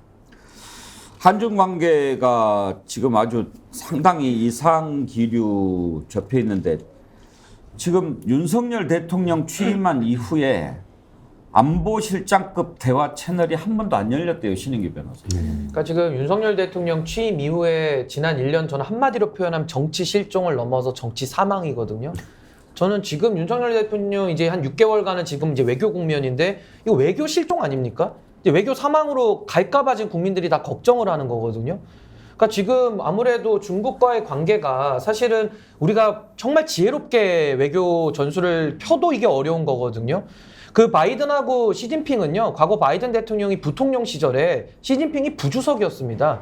그때부터 친밀하게 지냈던 관계거든요. 그러니까 미중 관계는 우리가 마치 G2라 그래서 으르렁거리고 늘 싸우는 것 같지만 그 둘은 뒤에서 손잡고 있고요. 미국은 한국을 줄 세워서 행동대장 만들면서 벗겨먹고 또 중국은 한국을 향해서 거봐라 니들 미국 편 들었으니까 또 한 번 벗겨먹고 이 굉장히 지금 난처해지는 거거든요. 그럼 대한민국은 반대로 해야 되는 것이죠. 미국에 대해서도 손은 잡지만 중국과도 한 달인 우리가 걸쳐놓고 또 중국과도 손은 잡으면서도 또 미국과 안보 부분을 협력하고 이런 식의 전략적 모호성을 가지고 대한민국의 국익을 극대화해야 되는데 지금 대통령께서는 미국 나가가지고 막 노래 부르면서 기분은 좋지만 미국의 행동대장격으로 우리가 지금 전 세계를 누비고 있는 거 아닙니까? 그럼 앞으로 이제 중국과의 관계는 어떻게 수습을 합니까? 이 부분을 이제 국민들은 걱정하고 계신 겁니다. 그런 걸 호구라고 그러죠. 글로벌이라는 말을 앞에 예. 붙여야 되죠. 국제적인 거니까 예. 심각한 거죠. 근데 진짜 아무런 그 최소한의 책임감도 없다고 생각하는 게요. 지금 이제 이번에 올해 4분의 1분기 국민소득이 나왔는데요. 문재인 정부 마지막에 국민소득이 직전 연도에 비해서 2.8%, 6.9%까지 늘어났습니다. 분기별로. 사실 국민소득이 늘어나 우리 국민들도 중산층 되고 또 노후 불안도 좀 덜하고 그래야 출생률도 지금 올라가는 계기가 되는 건데 출생률 앞으로 절대 지금 오를 수 없고 대한민국 소멸위기입니다. 14개월 무역수 적자죠. 7개월 연속 수출 감소하죠. 올해 상반기 4분의 1분기 벌써 재정 적자도 30조에 달합니다. 근데 그리고 당연히 국민소득 보니까 지금 윤석열 정부 들어서 2.8%에서 0%까지 줄어들었습니다. 그러니까 그러면 일종의 비상사태를 선포를 해야 됩니다. 대통령이 이미 국민들께서 지금 어렵다.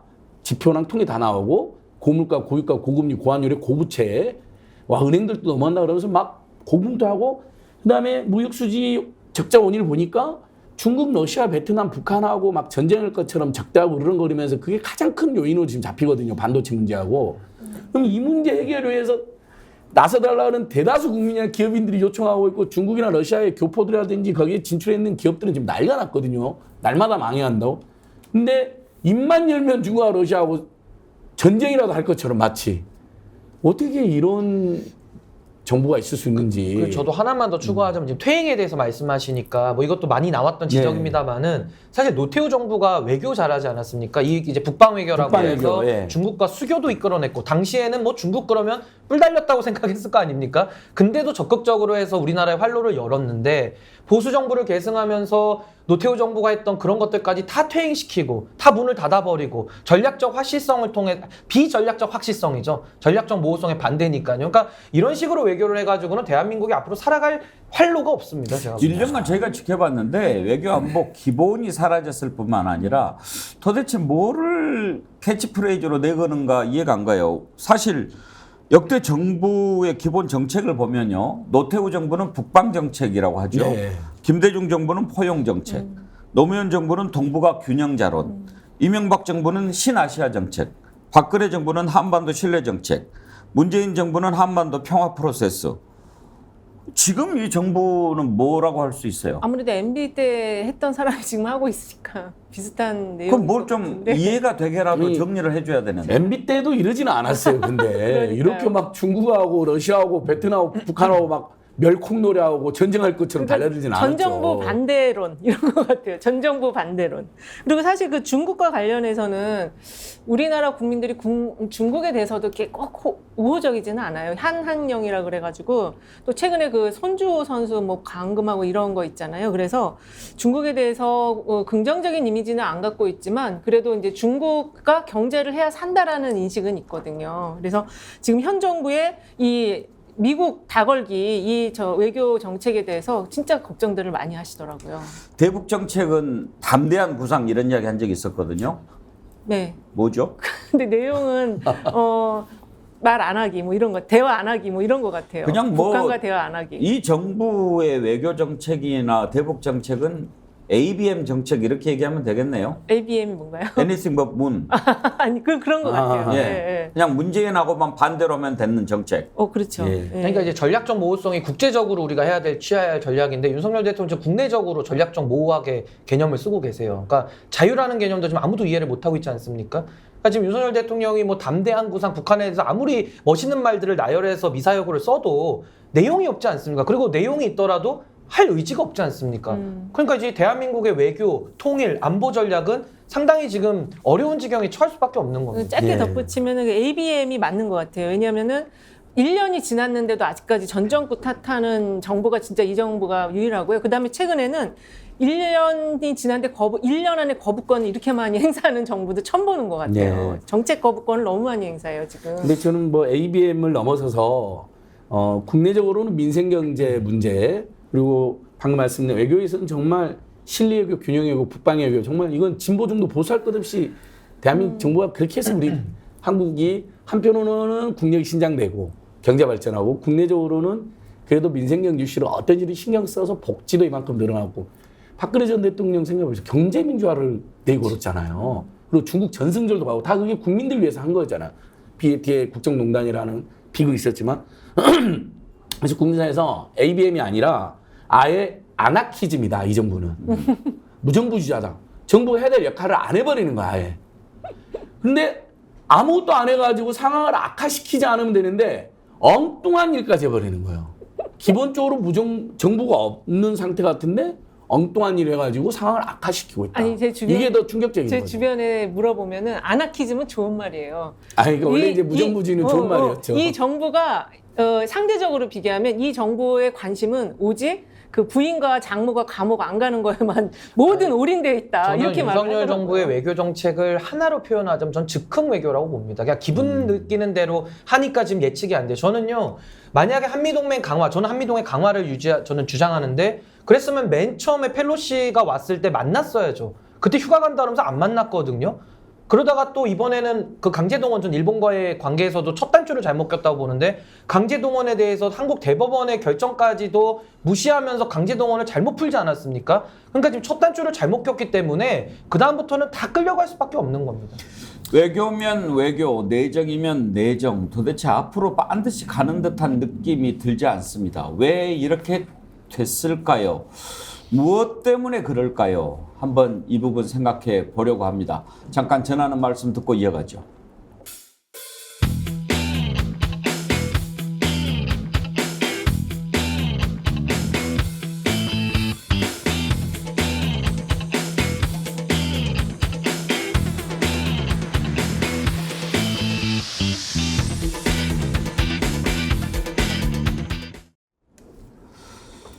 그러면 왜 거꾸로 가는지 한번 살펴보죠. 이은영 소장님 운전 잘하세요? 네.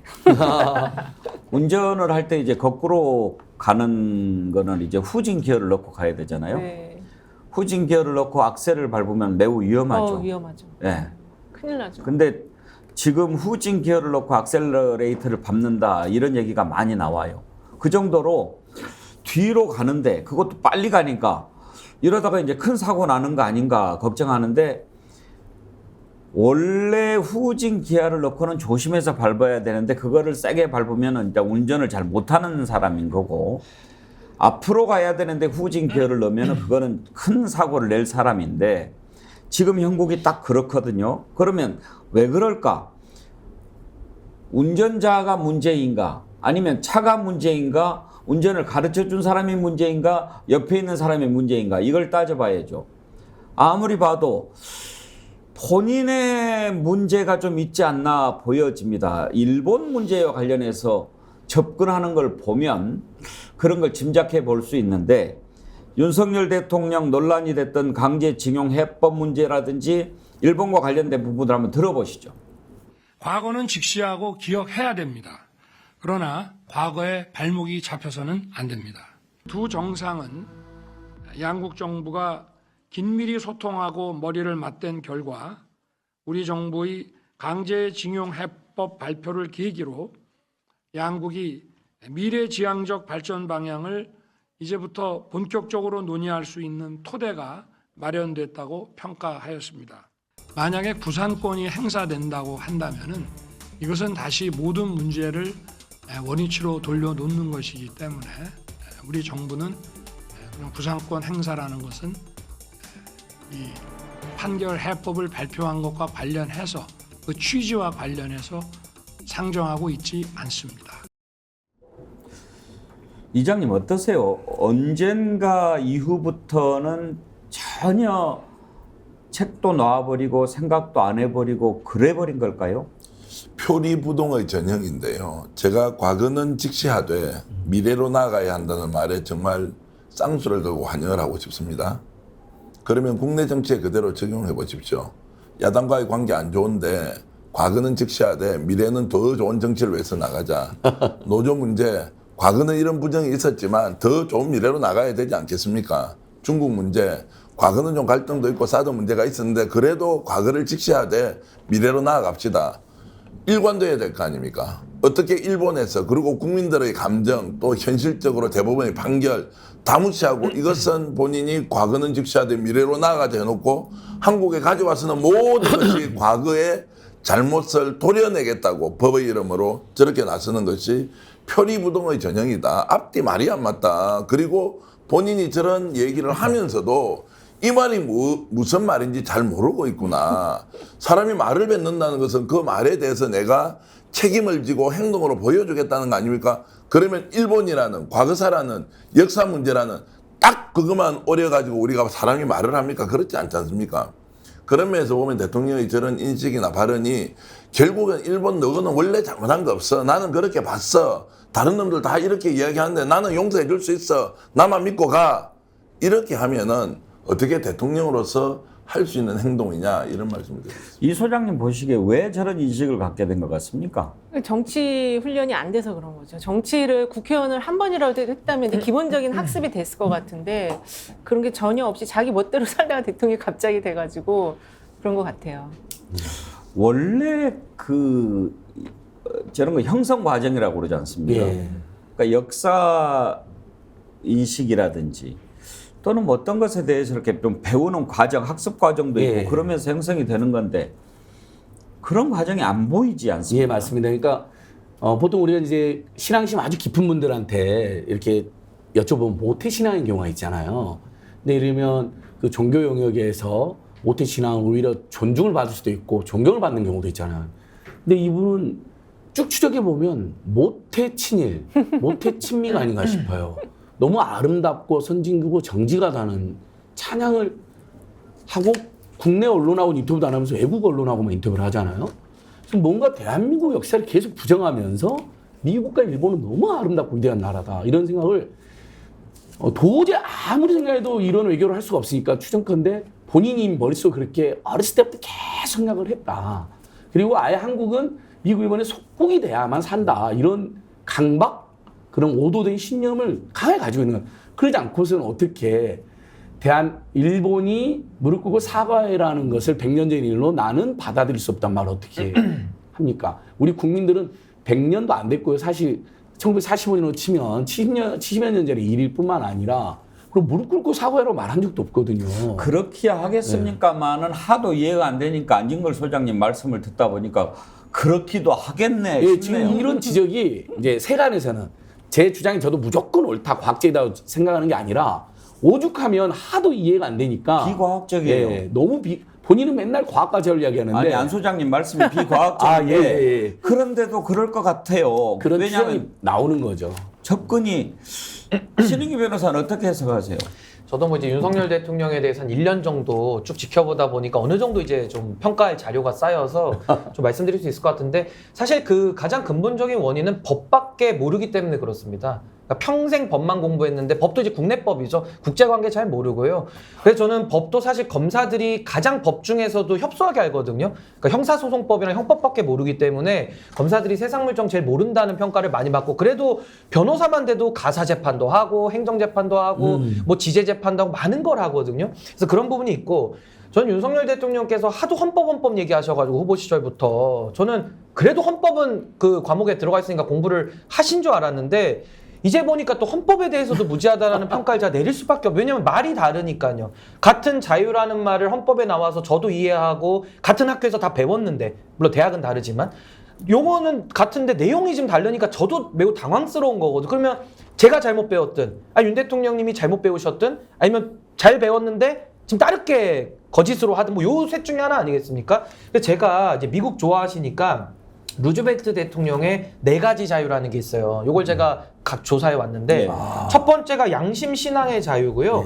두 번째가 이제 표현의 자유라고 하는 언론 집시의 자유. 세 번째가 건강과 평화로운 삶을 유지할 자유. 네 번째가 공포로부터 자유로운 그 자유예요. 근데 보면요. 양심과 신앙의 자유 어떻게 위반시키느냐? 아니 핵 협상하고 와가지고 국민들한테 사실상 핵 공유를 막 느낌을 강요하지 않습니까? 그리고 원전 안전하다고 느껴 마셔 처리수야 이렇게 가는 거 아닙니까? 수산물 먹어 하고 안전하다고 느끼라는 겁니다. 이게 신앙의 자유 침해고요. 언론 집시의 자유는 아까 우리가 1시간 동안 얘기했으니까 넘어가고 건강과 평화로운 삶 아니 후쿠시마 오염수 안전한지 않다라는 의견도 있으니까 신중하게 하자는 얘기인데 그냥 건강과 지금 평화로운 삶을 침해하지 않습니까? 그리고 공포로부터 자유. 아니 안전하다고 느끼면 되는 거 아닙니까? 그러니까 이제 그 신앙의 자유 아까 그렇죠. 위반이고 그래서 제가 공포로부터 자유도 한미일에 경도되다 보니까 중국과 러시아 반발하죠. 한반도가 긴장이 더 높아지니까 국민들은 공포로부터 자유인데 즉 공포스럽지 않습니까? 그러니까 루즈벨트 대통령의 4가지 자유와도 하나도 안 맞는 겁니다. 그래서 제가 이해한 자유가 틀린 것인지 아니 윤석열 대통령이 말씀하신 자유가 틀린 것인지 이제는 국민들께서는 평가하실 때가 됐다. 이렇게 봅니다. 너무 전 높게 방금- 평가하시네 지금. 아니 배용구 연기님께서 네. 이 안전 문제에 대해서 정말 촌철살인인데 오염수를 처리수 지금 이미 국민에 바꿨잖아요. 토론회도 보니까 뭐 쉼터 마셔야 된다는 분도 막 초대도 하고. 그러니까 이건 굉장히 불안전한데 안전하다 느껴라. 이게 국내에 강요하는 겁니다. 그 신앙의 자유 위반, 양심의 자유. 양심의 자유. 그래서 이게 우리 그 정치보면서에도 자주 나오는 임세은 우리 민생경 공동소장이 요즘에 이분이 신조를 하나 만들어냈어요. 윤석열 공동소장이세요? 네, 공동소장인데요. 촉감의 교다. 촉감 얘기. 촉감 정권. 그냥 본인들 느낌을 국내 강요한다는 거야. 사실상 핵공유 느낌적 느낌. 사실상 G8 느낌적 느낌.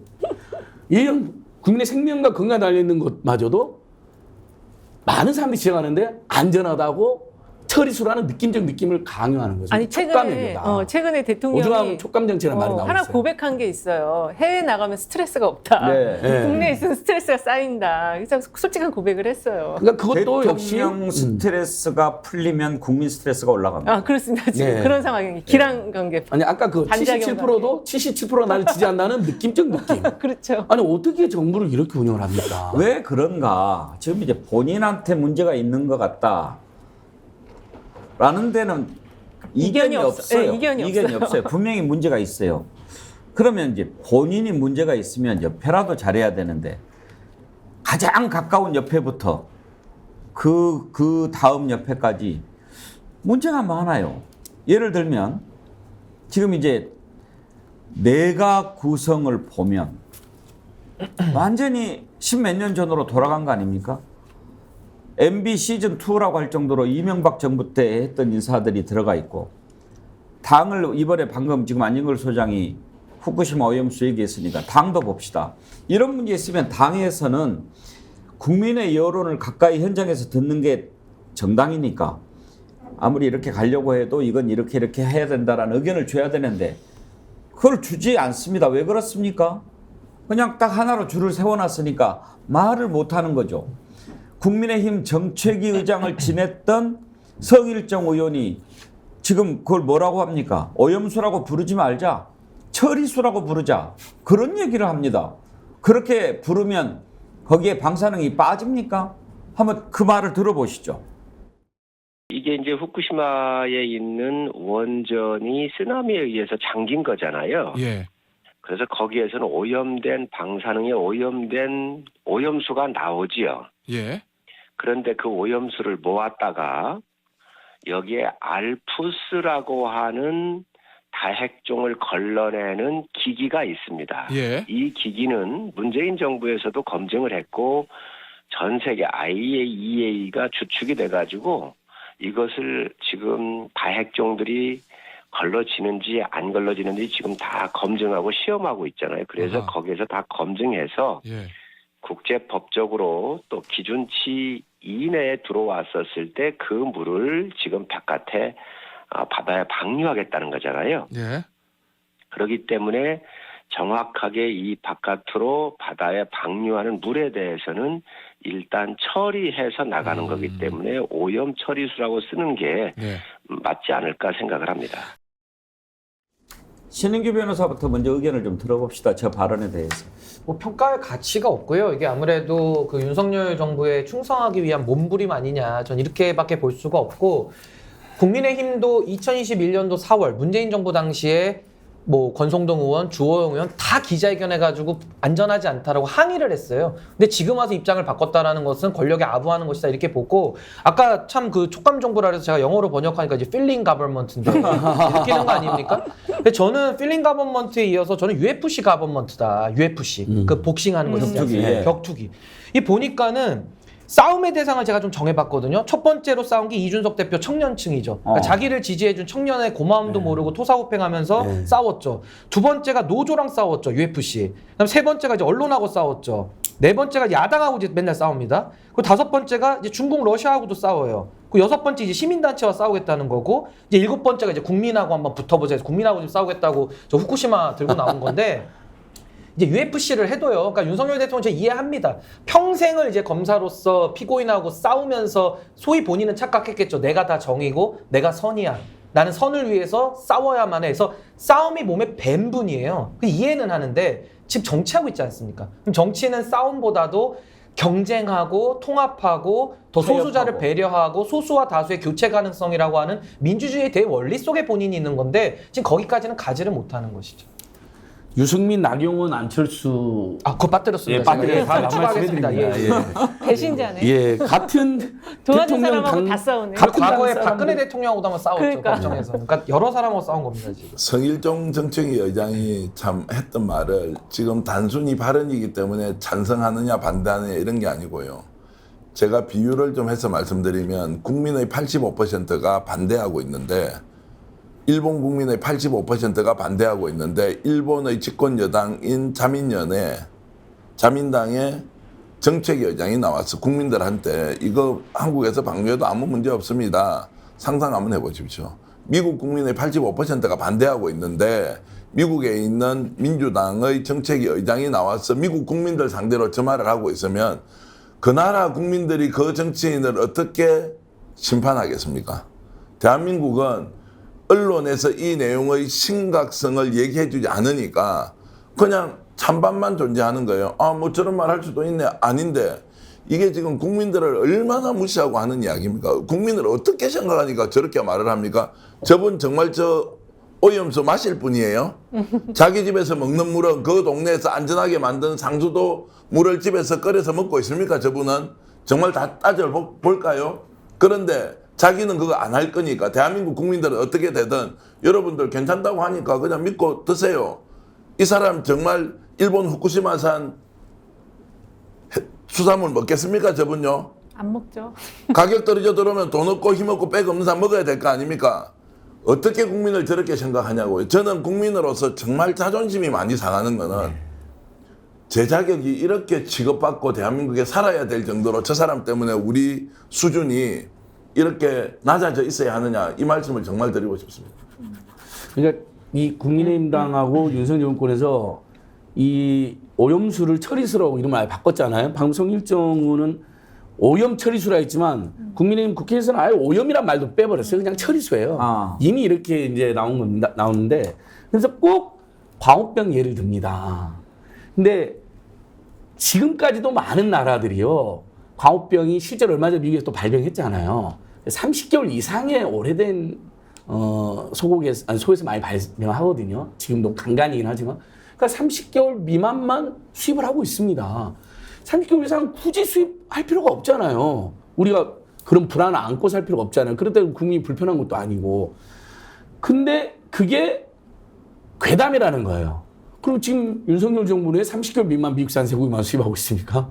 그리고 얼마 전에 미국에서는 광우병 발생했습니까? 최소한의 가능성이라도 있으면 조심하고 또 국민들은 그런 조치를 정부에 요구하는 거거든요. 그러면 후쿠시마 원전 오염수는 너무나 많은 지적을 지금 받고 있잖아요. 일본 내에서도 얼마 전에 도쿄전력 앞에서 일본 시민들이 집회를 하시더라고요. 일본 어민들이 반대를 해요. 그러니까 우리 대한민국 그냥 반일 감정으로 반대하는 게 아니거든요, 이게. 그럼 정부에서 국민들의 이야기를 최대한 듣고 소상하게 이야기해도 모자랄 판에. 그럼 하나만 더 말씀드리면 결국 이번에 이제 시찰단이 아니라 관광단이라는 평가를 받는데 저는 정말 더 두려운 게 이게 갔다 오잖아요. 자, 안전하다는 식으로 발표가 될 겁니다. 처리수로 이름 바꿉니다. 그 다음에는 바로 일본 후쿠시마 주변의 수산물 수입 금지 조치 해제로 이어질 겁니다. 그러니까 대한민국과 국민들에 대한 최소한의 책임감이 전혀 없는 정권이다. 그러니까 토요일마다 국민들이 퇴진해야 된다, 탄핵해야 된다라는 주장이 앞으로 더 힘을 얻게 될 거다. 저는 이게 언론도 좀 잘못하고 있다고 보는 것이요. 왜 2021년도 4월 달에 주호영 의원, 그리고 권성동, 이만희, 이미자, 제가 이름도 다 외웁니다. 뭐 김선교 많아요. 한 60명. 예. 그분들에 대해서 왜 지금 입장을 요구하지 않습니까? 그때는 지금 저랑 입장이 똑같았거든요. 근데 지금 와서 처리수로 바뀌었고 입을 싹 닫고 있습니다. 이제 본인이 아무래도 바닷가 지역이다 보니까 아무 말도 못 하는 거예요. 그럼 기자들은 가서 물어야죠. 근데 지금 그런 게 전혀 없이 그냥 입장을 바꾸는 게 무슨 호떡 뒤집듯이 너무 자연스러우니까 국민들 입장에서는 이제 너무 스트레스를 받는 겁니다. 그러니까 이게 지금 속이는 정부예요. 한마디로 표현을 하면 지금 성일정 의원 영상이 나왔지만 어저께 대통령실 운영위에서 대통령실 국감이 있었는데 김대기 비서실장이 나와서 얘기하는 거 보고 깜짝 놀랐어요. 그 간호법 관련해서 그런 내용으로 합의한 적 없다. 대통령이 그 부분에 있어서 법안을 처리하겠다라고 사인한 적 없다. 내가 팩트 체크했다. 이렇게 얘기하시던데 그 김대기 지금 비서실장은 저가 청와대에 있을 때 같이 근무했던 분이거든요. 어떻게 사람이 저렇게 180도 달라질 수가 있을까. 참 무섭더라고요. 왜 그렇게 된 것 같습니까? 그러니까 어쨌든 자기가 대통령 비서실장이니까 대통령을 엄호를 해야 되겠다라고 생각을 하는데 그러니까 영혼이 없는 거죠. 예. 이 정권 특히 용산 집무실은 뭐 배국 앵커님께서도 이제 여러 직간접적인 관계 있으시니까 파악하셨겠지만 제가 모 비서관 이제 그만두신 분한테 직접 들은 이야기인데 이견을 절대 허용하지 않는다는 거예요. 약간의 쓴소리 비판하면 바로 좌파나 빨갱이로도 심지어 몰려가지고 모욕을 주면서 내쫓는다는 거예요. 그런 분위기가 팽배하다는 거예요. 그리고 아까 계속 윤석열 대통령 본인의 문제도 있지만 주변도 문제라고 이제 우리가 했는데 사실 다 문제죠. 차도 문제고 운전자도 문제고 동승자도 문제고 이런 상태인데 그럼 누가 윤석열 대통령한테 이렇게 영향을 끼치는 거냐? 보면 아무리 봐도 김대기 실장 이런 사람이 아니에요. 김건희 여사, 청공 건진 같은 사람이라는 의혹을 제기할 수밖에 없어요. 일본에서도 실제 윤석열 대통령이 막 안절부절하니까 옆에서 김건희가 다 시키는 대로 하잖아요. 그런 건 이미 지금 드러났잖아요. 말까지 이번에는 확인됐거든요. 맞아요. 저는 정말 국민들 너무 불안하고 고통스러워서 못 살 것 같아요. 그래서 저는 계속 토요일 날 촛불 집회도 나오시고 각계각층이 좀 더 강하게 행동을 하자 이런 제안을 드릴 수밖에 없습니다. 근데 저는 이게 참 국민을 무시한다라고 볼 수밖에 없는 게요. 아니 국민이 우습습니까? 다 요즘 기록이 남거든요. 네. 근데 어떻게 본인들의 입장을 이런 식으로 그것도 책임 있는 정치인들이 국민들의 표를 받아서 지금 권한을 누리고 있는 거 아닙니까? 저는 진짜 이제는 뭐 잘한다 못한다 영역이 아니고 뭐 욕하고 이런 게 아니라 이제 양심의 문제로 들어가서 물어볼 수밖에 없는 거예요. 한 인간의 인격을 걸고 물어볼 수밖에 없는 지경에 이르렀다. 저는 이렇게 봅니다. 일본에서들 많이 봐주십니다. 미사님도 계시고 또 BOHDY 쓰시는 분이 슈퍼챗 2,000엔 또 보내시면서요. 유튜브 보면서 가슴 아프고 먹먹합니다. 내 사랑하는 조국이 정치 부패 사기 거짓말 투성이라는 게 너무나 가슴이 아파요. 어떻게 해주세요 부탁합니다. 어떻게 해야 되겠습니까? 일단은 우리 국민들이 진실을 알아야죠. 이 정부가 반드시 가고 있는지부터 우리가 지금 짚어보고 있습니다. 그리고 반드시 가지 않는다고 생각한다면 왜 그러는지 알아봐야죠. 그래서 그렇게 못하도록 옆에서 탄 사람이라도 만약에 운전자가 위험한 방향으로 가다가 분명히 사고가 나면 그 운전자만 다칩니까? 같이 탄 사람, 맞은편에서 오는 사람까지도 위험해지죠. 그러면 옆에 있는 정신 똑바로 차리는 사람이 핸들을 잡아 틀기라도 해야 됩니다. 그렇지 않으면 얼마나 큰 일이 일어납니까? 자, 정당도 그렇고 내각은 어떻습니까? 지금 한번 쭉 보십시다. 교육부 장관은 MB정부 때 교육정책 설계자로 꼽혔던 사람 아닙니까? 그 사람을 다시 갖다 씁니다. 이건 뭐 재활용 정부도 아니고 말이죠. 지금 홍보수석, MB정부 때 대변인 했던 사람입니다.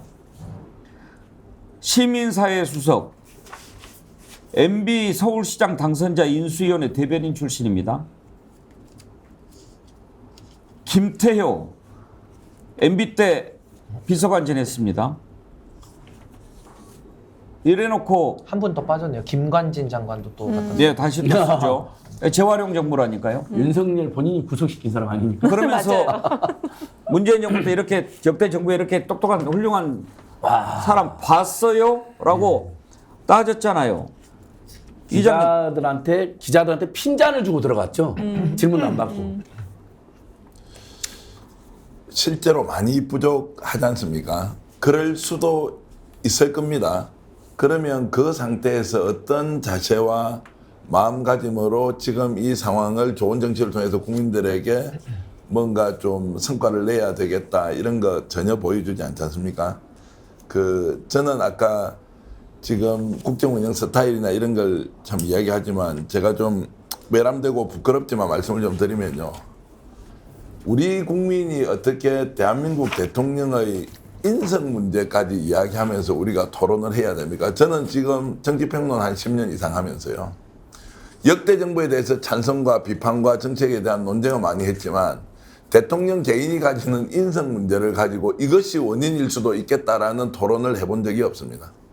아까 말씀드렸듯이 우리 국가 주변에 일어나는 안보 문제를 어떻게 하지? 한반도 평화 프로세스, 그다음에 뭐 과거의 북방 외교 이런 다 역대 정부가 가지고 있는 일종의 슬로건 같은 게 있었는데 저는 굳이 제가 표현하자면 윤석열 대통령의 이 정권은 한반도 갈등 프로세스다.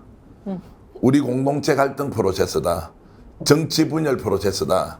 이것이 명확하게 정해져서 이런 겁니다. 제가 백앤커님하고 가깝기 때문에 신 변호사나 안 소장을 갈라치기 계속 합니다. 그러려면 저는 백앤커님만 내 편으로 만들어서 계속 갈라치기 해야 됩니다. 깨지든 말든 뭡니까? 제가 여기에서 고정으로 나는 10년 동안 출연할 수 있는 권한을 가지고 있는 이 두 사람 쫓아내고 싶은 거예요. 방송이 죽든 말든 시청자가 무슨 생각을 하든 말든 오로지 백앤커님과 손만 잡고 오는 사람 계속 욕하는 겁니다. 그래도 우리 말이 옳아요라고 백앤커님이 동조를 해주지 않습니까? 보는 시청자는 이 사람 말도 맞겠네 라고 약간 빠질 수도 있습니다. 현혹될 수 있습니다. 저는 이렇게 국가 운영을 하고 있는 거 아니냐. 그래서 이 정책이 잘못됐다, 저 정책이 잘못됐다고 논쟁하기 이전에 정말 대통령이 국민을 어떻게 생각하고 국가를 어떻게 생각하고 저분에게 애국심은 무엇이며 우리 사회의 공동체에 대한 헌신은 무엇이며 정말 이런 것들을 생각해 보면 인성 문제를 얘기하지 않을 수 없다. 그렇지 않으면 설명이 되지 않는다. 이런 말씀 드리겠습니다. 지금 넥스트님이 우리 이장님 말씀 들으면서 이런 글을 슈퍼챗과 함께 보내셨어요. 지금 가능할지 모르겠지만 스픽스도 기자 양성을 해야 되지 않을까요? 취재를 통해서 진실을 밝혀야 하지 않을까요? 이런 의견 주셨는데 지금 우리 스픽스도 기자가 있긴 있습니다만 좀 수가 적고 지금 지난번에 그런 약속을 우리가 한 적이 있죠. 100만 구독자, 100만 정을이 모이면 정말 진실을 우리가 직접 전할 수 있는 그런 언론사 한번 만들어 보겠다고요. 뭐 여전하고요. 예. 예. 100만 예. 정도 되면 이제 실제로 뭐 대규모 기자단을 꾸릴 수는 없지만 이제 특정 분야에 대해서는 전문성을 가지고 어쨌든 요즘 그렇게 해서 유튜브에서도 활동을 하는 아주 정신이 바르고 옳은 기자들이 있습니다. 이제 그런 분들과 함께 저희들도 역시 탐사보도 쪽에서는 확실한 이제 영역을 개척하겠다 예. 이런 계획이 있습니다. 그렇게 해보겠습니다. 안진걸 소장. 예. 국민들이 듣고 싶은 뉴스, 보고 싶은 뉴스, 봐야 할 뉴스들을 전달을 하고 국민들이 알아야 되는데 그러지 못하잖아요. 지금 아까도 말씀하셨지만 주말에 집회를 그렇게 많은 사람들이 모여서 하는데 그런 일이 일어나는지 안 일어나는지 국민들이 모르잖아요. 일체 보도가 없는데 가끔 보도가 나오는 게 뭐냐면 맞불 집회가 있었다는 거예요. 근데 정강훈 씨 같은 사람이 집회하는 곳을 어떻게 일반 시민들이 분노해서 뭐 바이든 드리는 사람 다 모여라. 일본 방사능 오염수 처리 반대는 다 모여라. 이 집회하고 정강훈 씨가 하는 집회 가보면요. 이거예요. 무슨 종북 주사파 척결만 외치고 매 문재인 구속을 외치고 있어요. 성격이 너무 다른 집회잖아요. 근데 그걸 맞불 집회 있었다는 것만 가끔 나와요. 그러니까 정말 언론이 저는 여기 병경캠 언론 치지만 썩어버렸다고 생각하고요. 그래서 스픽스가 정말 소중한 것 같습니다. 지금 우리가 35만 9천이고 동접 지금 10,000명이 넘어가는데 빨리 이제 이번 주에 우리 스픽스 40만 만들고 제가 지금 백운기 앵커님 팬클럽도 있더라고요. 이렇게 계속 우리 실시간 채팅 올라옵니다. 제가 토론 들으면서 중간에 지금 가입도 했어요. 그래서 이렇게 토론할 때는 토론만 신경 쓰세요. 채팅 멀티가 돼요. 보면서 멀티가 돼요. 가입도 있고 보니까 앵커님 이렇게 뜻있는 언론인들을 응원하는 이런 흐름도 확산돼야 되는 거거든요. 그리고 이은영 TV 얼마 전에 뉴스 그거 공장 심한데요. 봤더니 그거 10만 명 된다면서요. 저도 다음 주 이제 수요일 날 가서 뉴스 공장 하는데 스픽서 안진걸 TV 꼭 이야기할 겁니다. 지난주 스픽스에서 뉴스 공장 이야기했다 이렇게 약간 홍보하는 척하면서 우리 스픽스도 알려가지고 잠깐 제가 왜 이렇게 약간 웃으면서 이러냐면요 정말 언론이 너무 국민들의 마음을 외면합니다. 자, 그럼 예. 왜 잘못 가는가를 우리가 짚어보고 있지 않습니까? 본인이 문제가 있고, 당도 문제가 있고, 내각도 문제가 있고, 언론도 문제가 있고. 자, 그러면 어떻게 됩니까? 이러다 나라 절단 나는 겁니다. 이거 이대로 두면 안 됩니다. 그렇죠. 당하는 건 우리 국민이에요. 어떻게 해야 될까요? 일단 다음 총선에서 확실하게 국민들께서 의지를 보여주셔야 돼요. 그래야지 정신을 차릴 것 같아요. 확실하게 보여주셔야지. 총선이 내년 4월이죠. 네. 근데 금방 와요. 이제 지금 벌써 6월이기 때문에 금방. 그때까지 잡아서 뭐 뜻을 보여주는 건 좋은데 지금 뭐를 해야 될 방법은 없나요, 신흥기 변호사? 네, 뭐 저는 지금 나라 걱정을 많이 하고 있고요. 또 저와 같은 마음으로 정말 애국적으로 국가와 공동체를 위해서 밤잠을 못 이루시는 분들이 저는 많다고 생각을 합니다. 그렇다고 한다면은 정치인들에 대해서 일단 관심을 지금 가질 수가 없는 상황이에요. 너무 말도 안 되는 얘기와 이 수준 떨어지는 얘기들을 하고 있기 때문에 국민들이 뉴스를 보다가 그냥 꺼버릴 수밖에 없거든요. 또 기존 정치인들은 그걸 또 유발합니다. 그래서 카메라가 켜지면은 더 이렇게 이상한 짓을 하고요. 카메라가 꺼지면 이제 정상으로 돌아오거든요. 그러니까 저는 조금 더 뭐 소신과 그런 용기를 가지고서 목소리를 내는 정치인들을 좀 지원해 주시는 것도 좋고 여러 가지 응원해 주시고 목소리를 내시는 것이 현재로서는 가장 할 수 있는 일이다라고 보고 또 하나는 저는 과거에도 나라가 어려울 때마다 저는 청년들이 좀 나섰었거든요. 뭐 이명박 대통령도 대학생 때는 한일 청구권 반대 시위도 하고 이러지 않았습니까? 뭐 우리 6.29 선언을 이끌어냈던 60 항쟁도 다 그 젊은이들부터 시작해가지고 이게 다 온 역사가 있기 때문에 전 지금도 어려운 상황입니다만은 또 이런 좀 깨어있는 시민들이 목소리를 내시지 않을까 저 그런 생각 가지고 있습니다. 저희 스픽스를 지금 현재 이제 그 동시 접속으로 보고 계신 분이 한 1,500분 정도 계세요. 예. 와우. 대체로 연령대를 제가 추정해 보면 만 55세 이상이신 분이 아마 한 70% 가까이 될 겁니다. 저는 그 행동하는 양심이라는 것은 내가 반드시 나서서 무엇을 해야 하는 것도 있지만 신인규 변호사처럼 젊은 사람이 새로운 정치를 위해서 길을 걷고 있으면 주변에 우리 사회에 좀 더 관심을 가지고 공동체의 미래에 대해서 걱정을 하고 좀 더 이렇게 봉사하고 헌신하겠다는 사람이 있으면 적극적으로 관심을 가지도록 우리 기성세대가 나서야 됩니다. 우리는 지금 저도 올해 이제 56인데 우리 다음 세대, 우리 아이들과 우리 다음 세대가 대한민국을 어떻게 끌고 가야 되는지 이런 부분은 젊은 사람들이 좀 더 힘을 내어서 갈 수 있도록 여러분들이 추천해 주시고 소개해 주시고 또 좋은 정치 하려는 분들에게 박수를 보내주시고 지원을 해주시길 제가 간곡하게 부탁을 드리고요. 저는 이제 가톨릭 신자고 우리 지금 백앵커님은 독실한 크리스찬이시지 않습니까? 우리가 보통 고난을 맞았을 때 그 고난 앞에서 우리는 인간은 비록 나약하지만 이것이 나에게 무엇을 가르쳐 주는지 끊임없이 질문하라고 저는 이제 성직자들로부터 배웠습니다. 그것은 불교도 똑같습니다. 고난 앞에서 너무 크게 흔들리지 말고 그것이 나에게 어떤 가르침이 있는지를 다시 생각해 보거라. 그러면 이 고난이라는 건 지금 괴롭고 힘들지만 감정적으로 마음이 많이 상할 때 욕을 엄청나게 해서 여러분 스트레스 푸셔야 되고요. 그러면서 동시에 이것이 나에게 가르치는 것은 무엇이지? 대통령 잘못 뽑으니까 나라가 이렇게 될 수도 있구나. 앞으로 우리가 대통령을 발 때 어떻게 평가하고 판단해야 되는지도 가르쳐 주는 것도 있고요. 그러면서 여유 있는 분은 거리로 나가서 안진걸 소장과 함께 주말 집회 하실 수도 있고요. 욕을 하실 수도 있고 또는 누군가에게 좋은 정치를 하도록 손을 맞잡아 주는 것도 있습니다. 종합해서 말씀드리면 행동하는 양심가로 여러분들이 살아있으면 대한민국은 윤석열 대통령에서 절대 무너지지 않습니다. 예, 우리가 깨어 있어야 합니다. 그리고 진실을 알아야 합니다. 국민을 속이는 여론조사 얘기를 윤석열 대통령이 얘기했는데 이은영 수장 혹시 오늘 갤럽 여론조사 나오는 날 아니에요? 네, 오늘 나왔는데 얼마나 나왔습니까?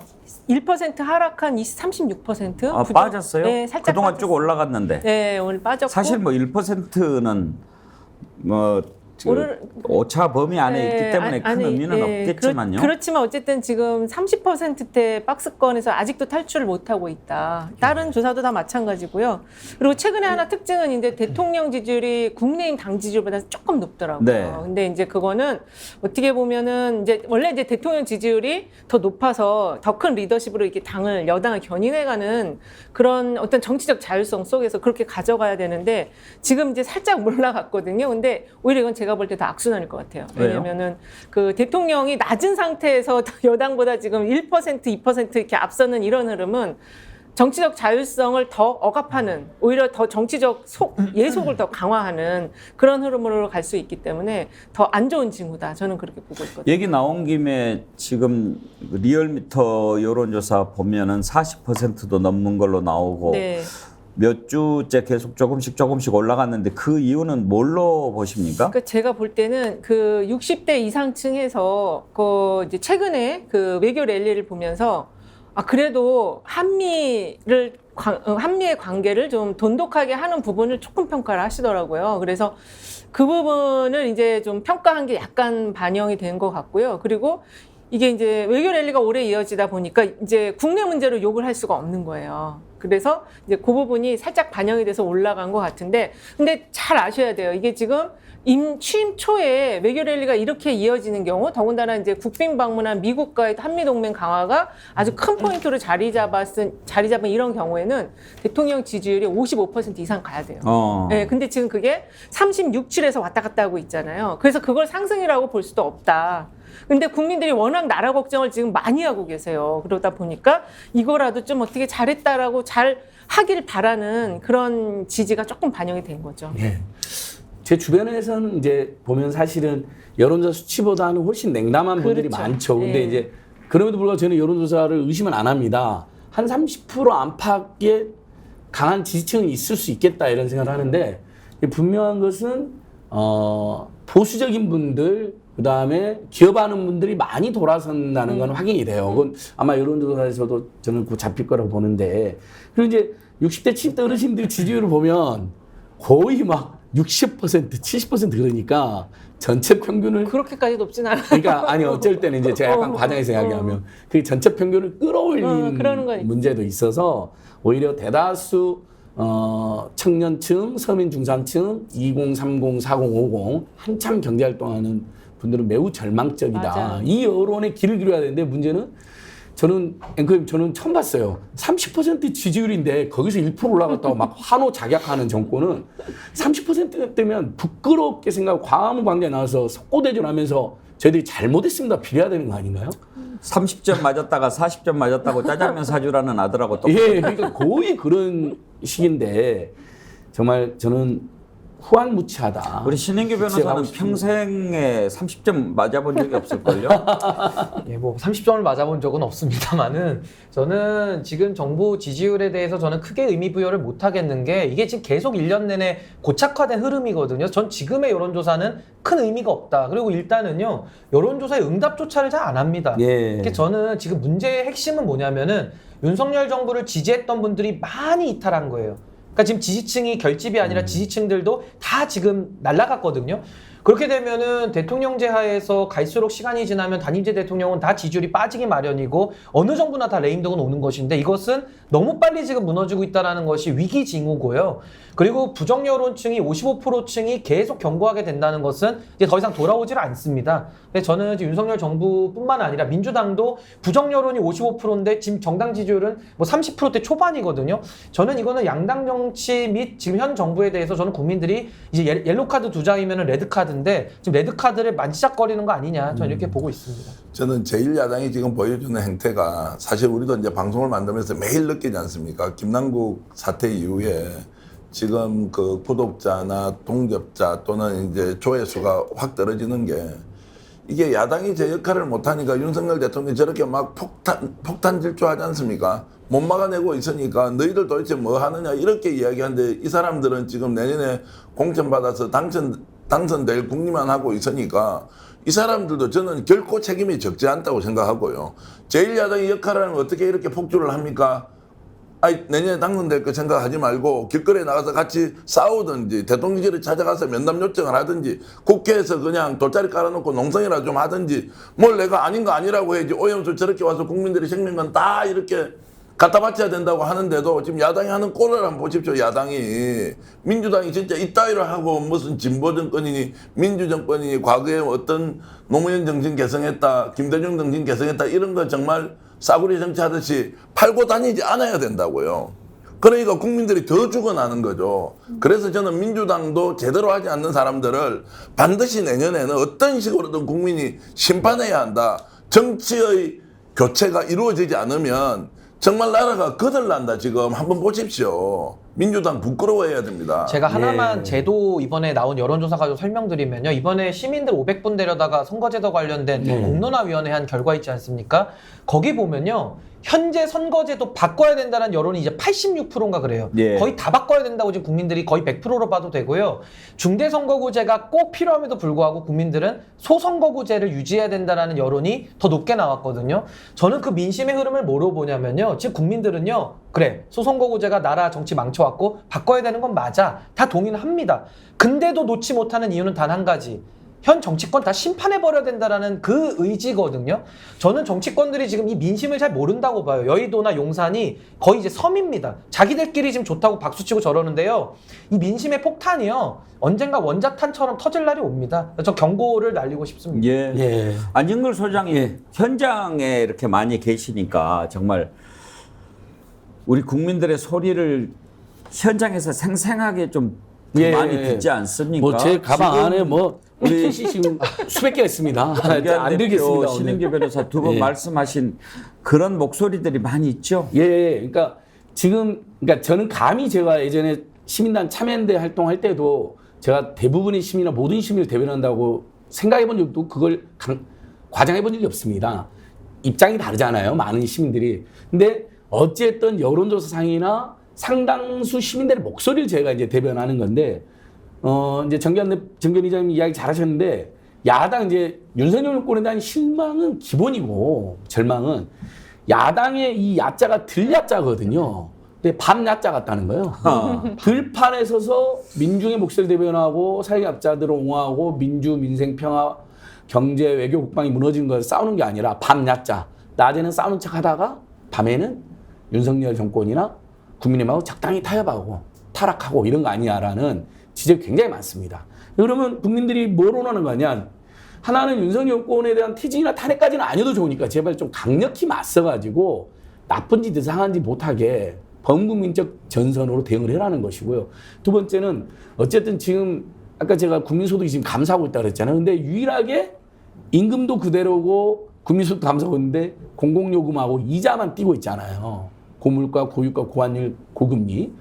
그럼 이 민생 문제에 있어서 단 하나라도 일부 성과를 내라는 겁니다. 독일처럼 예를 들면 대중교통을 저렴하게 한번 해주던지. 근데 그런 정책 하나도 안 나오고 있잖아요. 그럼 윤석열 정권에 대해서 그걸 기대를 안 하는 분들이 그래도 민주당이나 정의당이나 진보당이나 기본소득당이라도 나서서 그걸 해달라고 강력히 촉구하는데 야당들은 여전히 한가해 보이는 겁니다. 이미 본인들이 다 기득권화 되어 있다고 생각하는 거죠. 그러니까 국민들이 집회도 작년 말에 많이 나오다가 요즘에 안 나오시는 이유가요. 그냥 나 다 싫어, 다 귀찮아, 뭐 이런 정서가 상당히 팽배해 계시더라고요. 근데 그럼에도 불구하고 여러분, 우리가 이렇게 시민오늘, 대한오늘 유튜브를 키우고 DJ가 말한 것처럼 답들어야 되고 욕이라도 해야 되고 그다음에 100번의 유튜브보다 한 번의 행동이나 한 번의 집회가 더 중요하다. 이제 저희는 백유 불여 일집이라는 말을 만들었거든요, 앵커님. 백유 불여 일집, 백유 불여 일행. 뭐가 그러니까 100번의 유튜브보다 한 번의 집회가 더 소중하다. 백문이 불여일견을 이제 패러디해가지고 백유 불여 일집, 100번의 유튜브 시청보다 한 번의 집회가, 백유 불여 일행, 100번의 유튜브 시청보다 한 번의 행동이 더 소중한 때다. 저는 이제 신인규 변호사님 제가 되게 존경하고 좋아하는 분인데 퇴진이나 탄핵 같은 이야기 나오면 입장이 틀려요.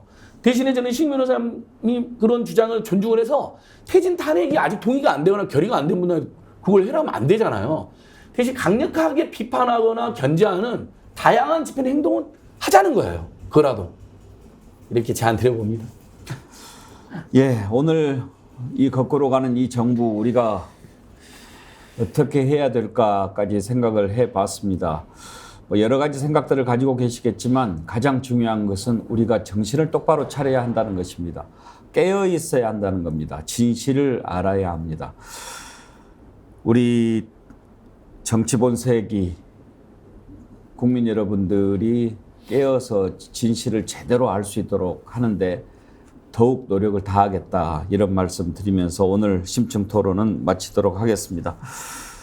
오늘 토론 긴 시간 함께해 주신 네 분 수고하셨습니다. 감사합니다. 감사합니다. 네. 고맙습니다. 진실을 찾는 정어리 때 주말에도 함께 노력을 해주시고요. 다음 주 월요일 오전 10시 50분에 건강하게 다시 찾아뵙도록 하겠습니다. 감사합니다.